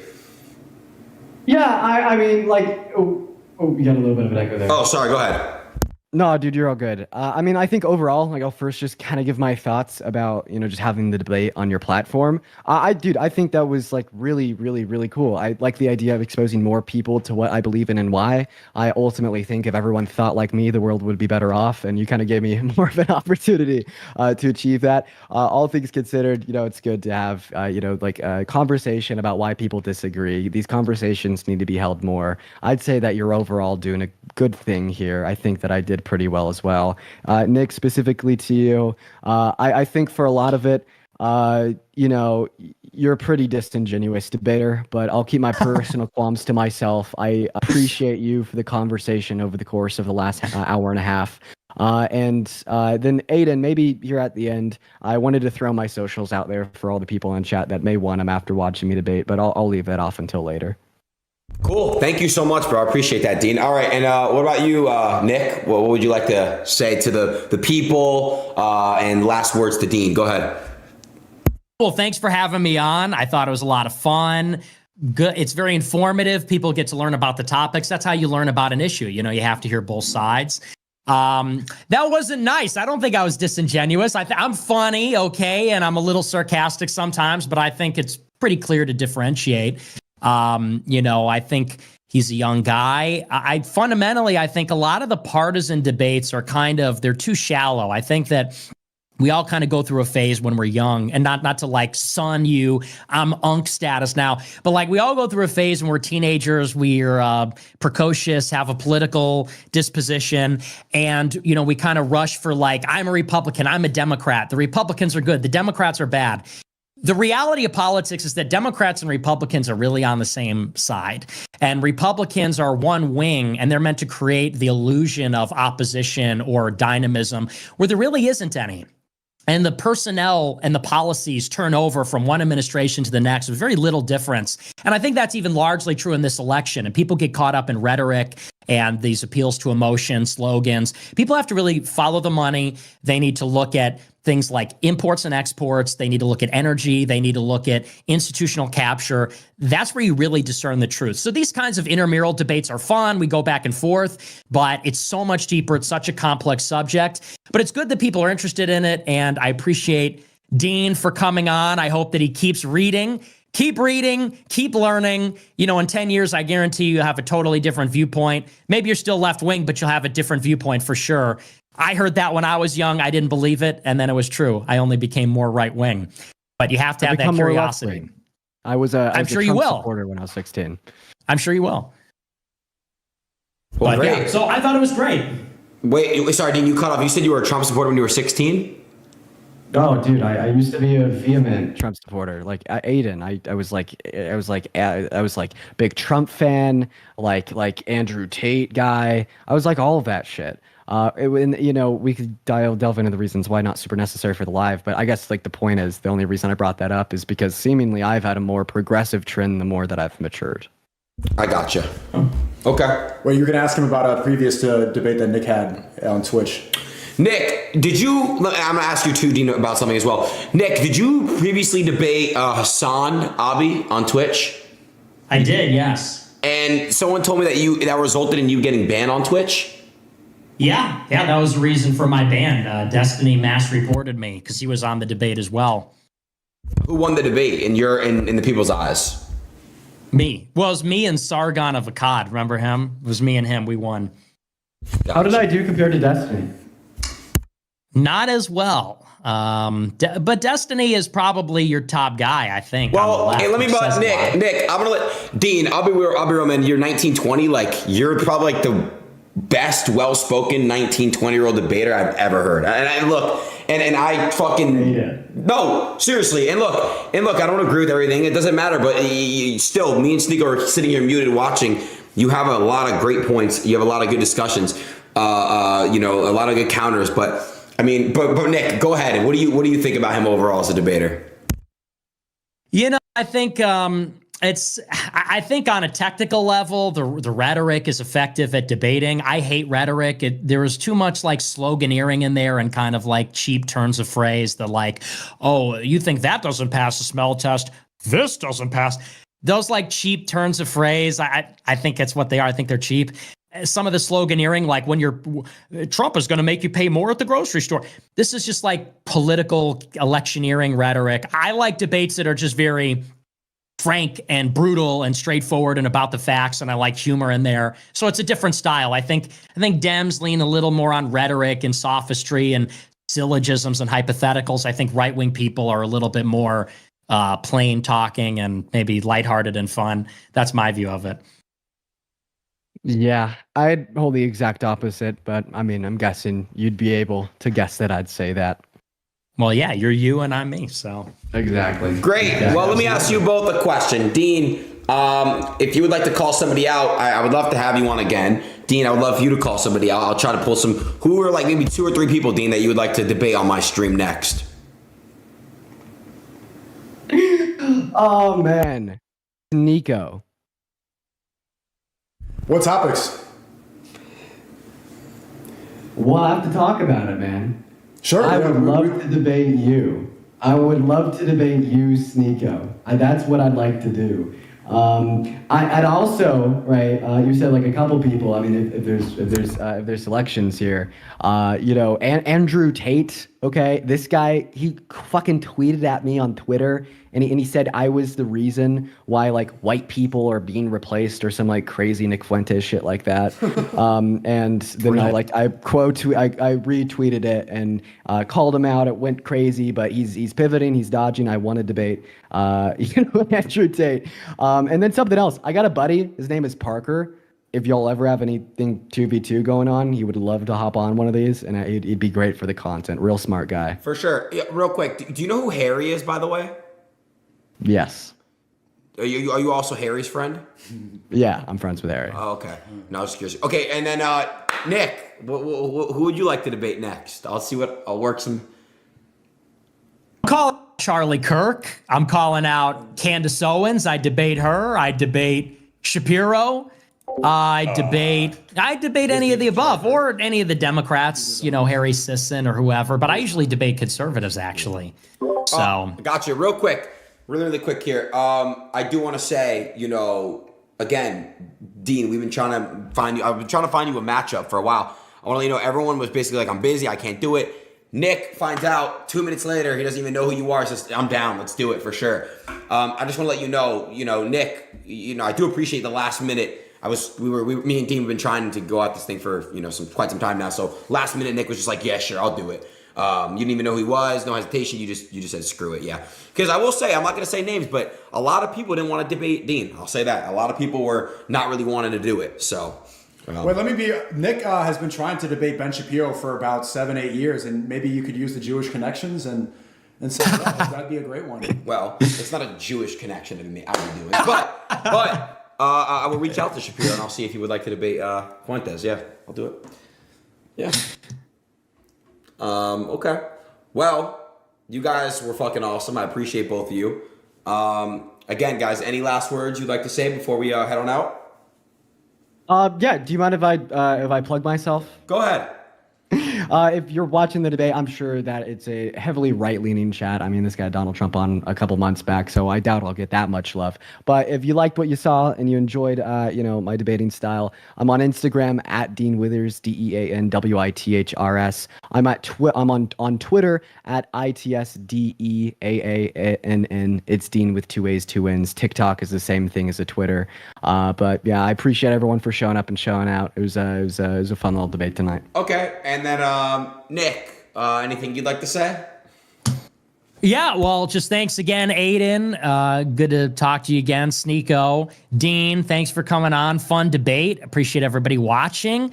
I've defended Trump, but I'm telling people, don't vote for Trump. He's not far right enough. That's my he's bringing us to war with Iran. He's not going to deport all the illegals. I'm telling people, we got the vote. Jill Stein of the right over here. We got the Jill Stein. That's some bullshit, chat. I ain't gonna lie. Principled.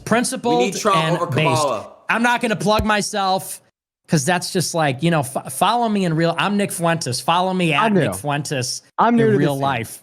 I'm new to this. Yeah, I know. It's fine. It's fine. When you're young, when you're unk status like me, it's like, hey, follow me in the astral plane. Okay. Follow me in the ether.